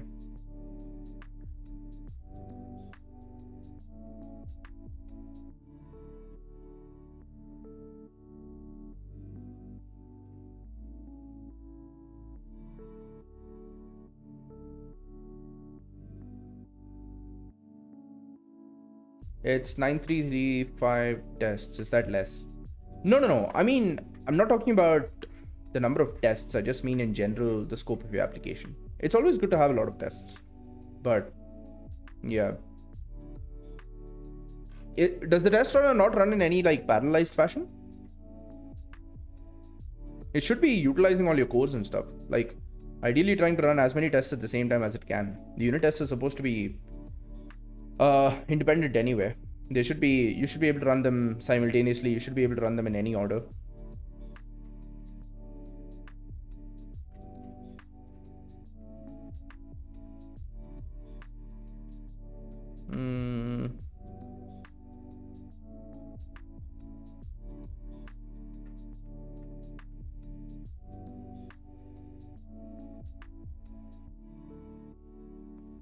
Yeah, it's hitting all the cores. Okay.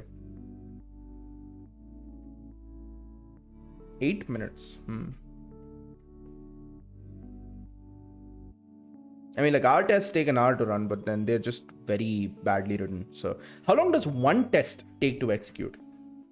I think that's probably a better way to put it. Like on average, how long does one test take to execute? It's supposed to be in the order of milliseconds. It should be like 6-7 milliseconds, like not more than that. Maybe 10-15 milliseconds, but whatever. It's supposed to be in the order of milliseconds, is what? 100 milliseconds per test. Okay. Yeah. I don't know. Maybe it's a Python thing? I'm not really certain. Maybe it's a Python thing. Like if I run the tests here, like the first time it's going to take a little bit longer, but if I run the tests here, it should be... The first time it's going to take a little bit longer because it has like a... it's doing like a cold reload the first time. So it'll take like... Oh, I guess I was wrong. Yeah. So it took like 3 seconds. Most of the tests take like... This was the first one to run, in fact. So that's why there's like a little bit of startup thing here. It took like 94 milliseconds to run one test. But then this one took 4. This one took 9. This one takes a little bit longer for the first test because it's the mocking library that I'm using is a little bit slow. It's a graph thing, I'd guess. For each test, it's passing the AST. Okay. Understandable then. Understandable, I guess. Some of the last few tests take a good 5 to 6 seconds per test. They're huge. Okay. Yeah, those would be like in tech tests or something. That's okay. That's perfectly alright. In fact, once I start writing intent tests for this, like some of those tests will like significantly longer. They'll take like 40 seconds because it'll actually bring up an Android instance more or less. Like it'll run on the emulator. I'll need the emulator to run them. Instrumented tests. So those will take significantly longer. That's understandable. It's just, yeah. 8 minutes, you said. Okay. How much is that on average? 9335 tests, right? So 8 minutes is 8 times 60. 8 times 60 divided by 9335. It's gonna be 0.05 seconds per test. So that's... What is 0.05 seconds? That's 50 milliseconds, is it? Yeah. No. Yes. 50 milliseconds. Not bad. 50 milliseconds per test on average is okay.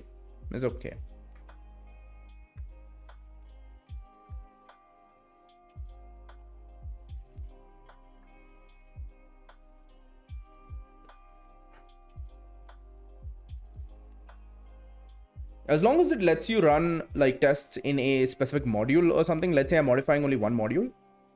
Like here, for instance, I can go into the test folder and I can run only the logic or only the SMS tests. As long as I can do this, I think it should be good, because you can, if you're doing like TDD, these things should take like milliseconds to run. It should be like way faster, and you can just run these with every change you make, and you can run all the tests once at the end when you're through with your changes. So PyTest can target a specific test function as well directly from CLI. Okay, yeah, then that's good. As long as that functionality is present, like if you can scope your tests out and just run like one test suite, or like a few test suites, one package or whatever it is.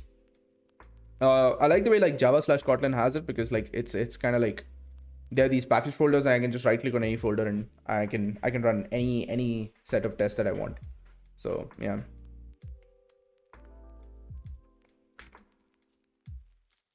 You can even match with path and regex, match with path and regex at the same time.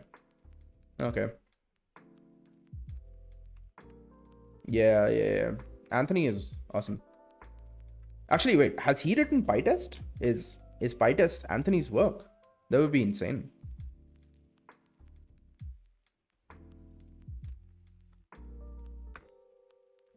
Is this written by Ant? Did he write it? He's the maintainer. Interesting. Does he have like a Wikipedia? He should have a Wikipedia.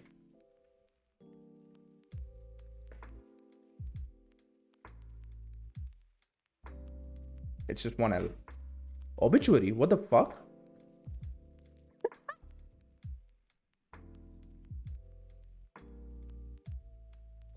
He maintains the entire Python ecosystem. Interesting. I didn't know he was that big. I actually didn't know he was that big.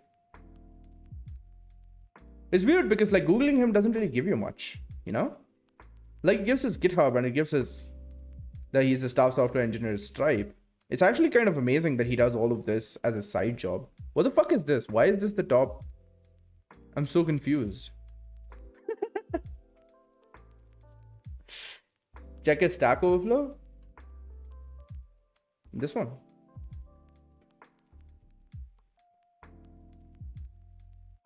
Ah, okay. That's pretty impressive.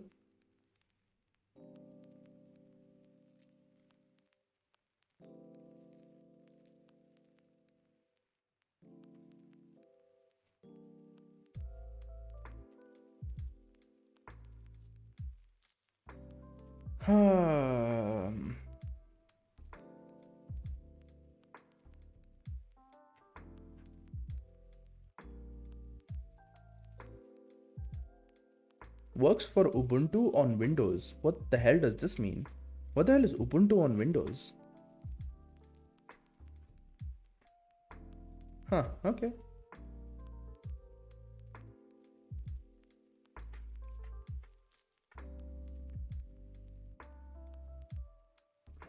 Oh, WSL. Okay. I didn't know it was called Ubuntu on Windows.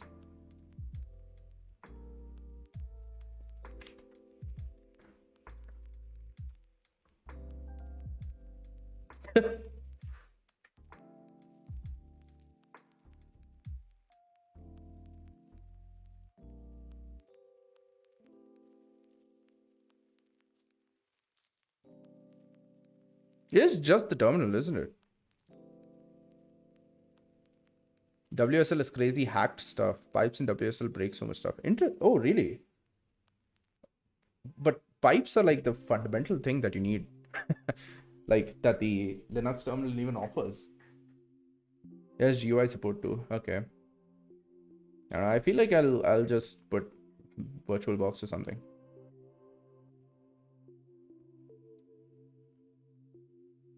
Oh, interesting. I used DISM earlier today to sort of like fix some files which were potentially corrupted on my system. They're doing an injustice story? Who? Oh, DC. Oh, that's good. Wasn't... okay. Yeah, it would be fun. I think Injustice is a great. It's a very very good storyline to make a movie out of. It's animated. Oh, you're talking about, okay. You're not talking about the. I see. You're not talking about like the movie. Interesting. Do you know Windows Git repo is 270 gigabytes? Git status takes 15 minutes. What the fuck? What do you mean Windows Git repo? Windows is open source now? Huh? Also, what the fuck? 270 GB. That's insane. That is stupid. It's actually stupid. What the hell do you mean Windows Git repo though? No, it's not, but they use Git. Oh, I see. How do you know this then? 270 gigabytes. They've committed a lot of things that probably shouldn't be committed in that case. Either that or it shouldn't be a mono repository. It should be split into multiple repos. You should use sub repositories and stuff. Probably the only way to actually work with something of that size. Potentially you want to generate as much as you can. You don't really want to commit those things to Git. Probably committed a bunch of things that they shouldn't.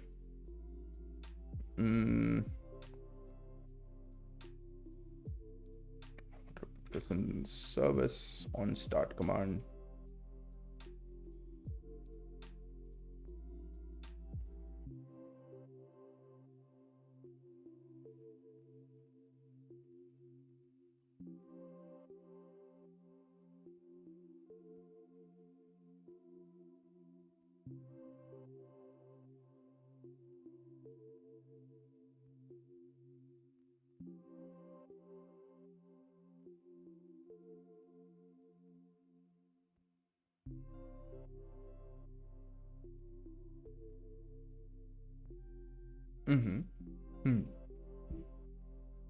There's decades of code from tens of thousands of developers.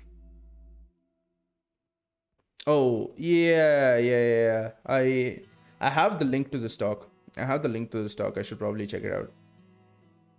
Might even have it open among all these tabs.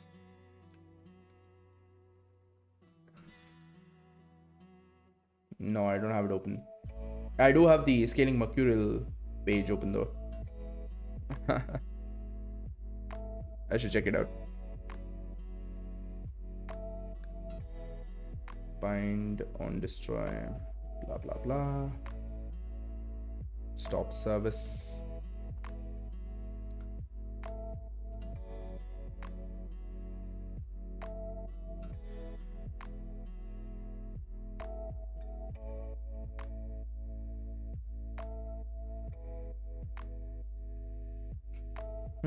Okay.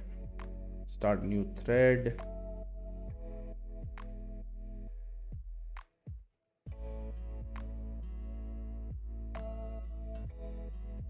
Hopefully we don't need to start the new thread ourselves. I think Android will handle it for us.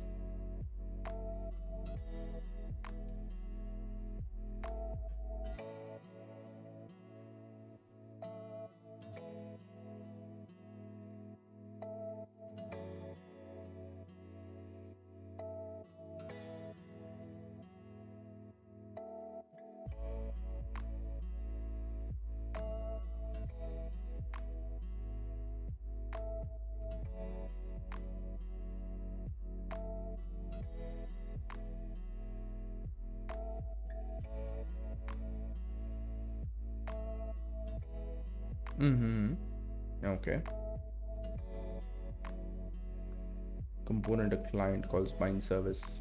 In this case, it won't be another component because it's really more of a notification. The notifications aren't components. So we probably have to use a started service, and we have to kill the service after we are through with, yeah, on bind, on rebind, blah blah blah. Okay, I think I sort of understand what we want. Yeah, what the hell is AIDL? Interface definition language. What on earth?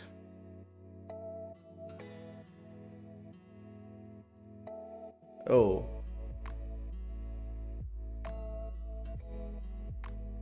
Yeah, no. Okay, cool. Yeah, I don't think we need to go through that. That's not necessary for us. Okay, so we just need a service potentially with something. Can I just instead create like a background task as a thread?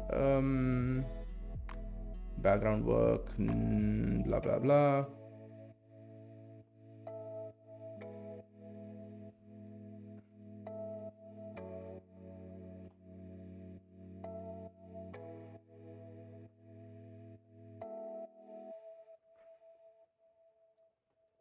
Okay, ours should probably be deferred. Immediate task, Kotlin coroutines should end when a user leaves a certain scope. I just realized that these guys have a bot that runs MyPy on millions and millions of real code bases and do a diff of the output. Insane amount of testing on CI. Oh.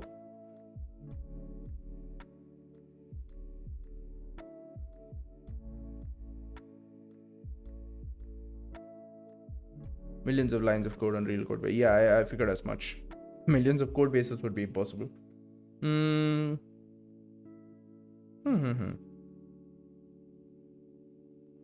How do you know the expected output though? So like, oh, before after, and then you do a diff. But then you still have to potentially manually check and approve that, right? So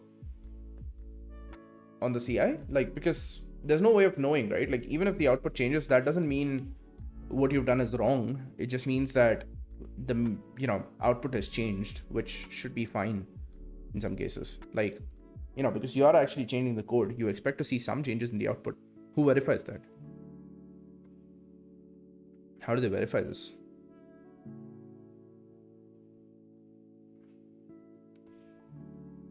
Do they have like a QA team or something? How does this work? For refactors, the output should match. Okay.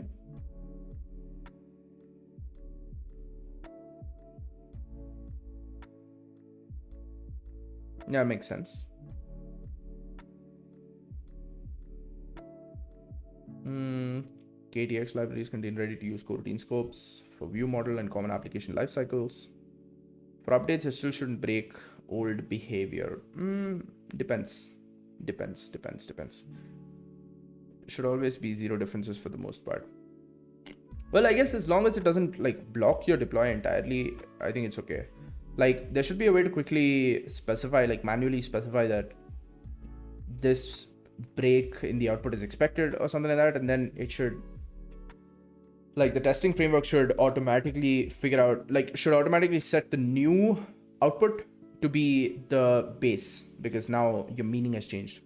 We had similar things which we did, but we had a QA team at Amazon. We did similar things with sort of like what we were working with. Like, there was an expected output and like an actual output, and then you would compare them, and if the differences were expected, you would pick up. So yeah, it blocks deploy, but code owners can override. Yeah, that's what I mean. Like, it shouldn't like permanently block deploy, like, that sort of thing.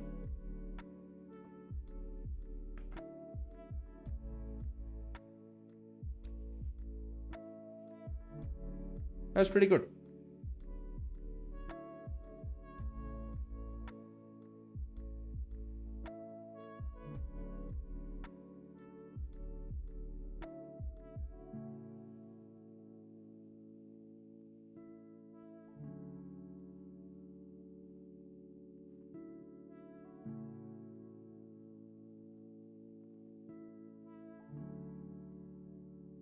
So we need a coroutine scope for services, if we can find one.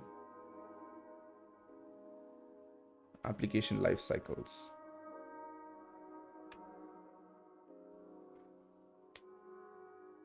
It's not possible to permanently block deploy on GitHub. They know that machines are stupid. Okay, that's pretty good.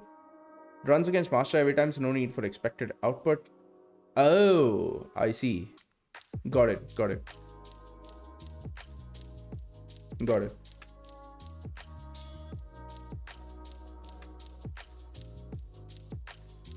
Are services lifecycle objects?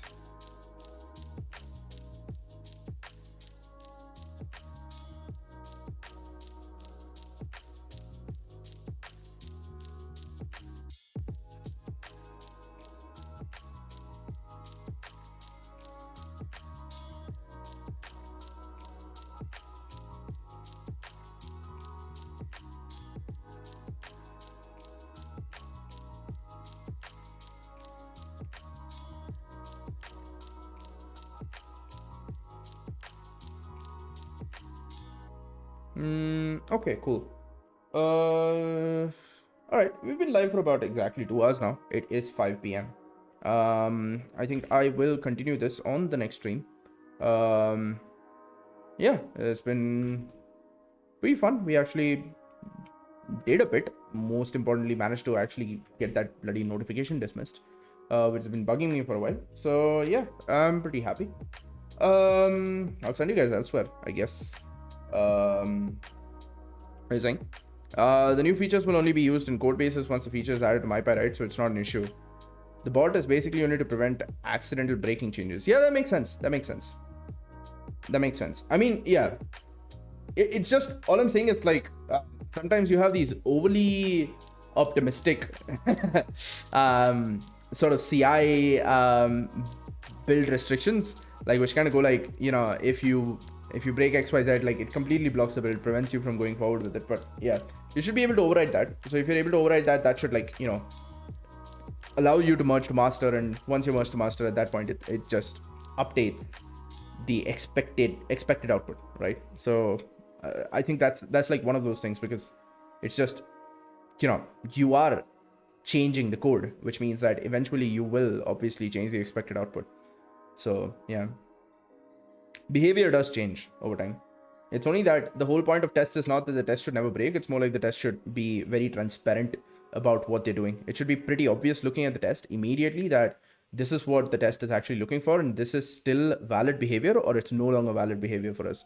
When it stops being valid behavior, you should be able to remove that test. So occasionally you will find something that's over tested, like in the sense that the behavior is, it's like there are tests written just for the sake of writing tests, or like just for the sake of having like extra coverage or something, where it ends up testing behavior that doesn't actually, like, isn't actually correct behavior, right? So in those cases, yeah, you need to remove the tests, and yeah, you'll occasionally find those are like over specified, but the whole point is like your test should be obvious. Like you look at the test, the name of the test, the implementation of it, mostly the name, it should be pretty obvious that this is intended behavior. This is something that we need to keep around, right? This is something that makes sense to actually have, you know, and not break. While in other cases, like it will be like the test should be like, you look at the name and you're like, oh yeah, no, I'm changing this behavior now, right? Behavior is being changed. The test has to be removed, replaced with a different test, which talks about the new behavior of it. So yeah, that's all I mean. So occasionally you have the same kind of problem with like stuff like this, like where you have these tests which just check expected output versus actual, and it prevents you from changing the output at all, which is not exactly what you want. So I suspect you might have something to do with like something for that as well soon, when you sort of are done with your error code thing, because you're gonna add error codes into the output, right? So that'll change the expected output. So it'll be one of those breaking builds essentially. Anyway, should I don't even know if anyone's like online to raid. What's Rockstar working on? Twitch. Do you have anyone in mind? Suggestion? Rockstar is live. He's working on chess. What? There's light chess. There's just light chess. He's been live for like 7 hours though. I'll basically break every test ever, I guess. Yeah, potentially. I mean, anything that returns an error, you will break. Any tests which, happy paths you won't break, but anything that returns an error, you will break, because what you're working on is error codes, so you'll break all of those. I don't even know if anyone's like live. These are all Apex players. They're all like Apex. Science and technology.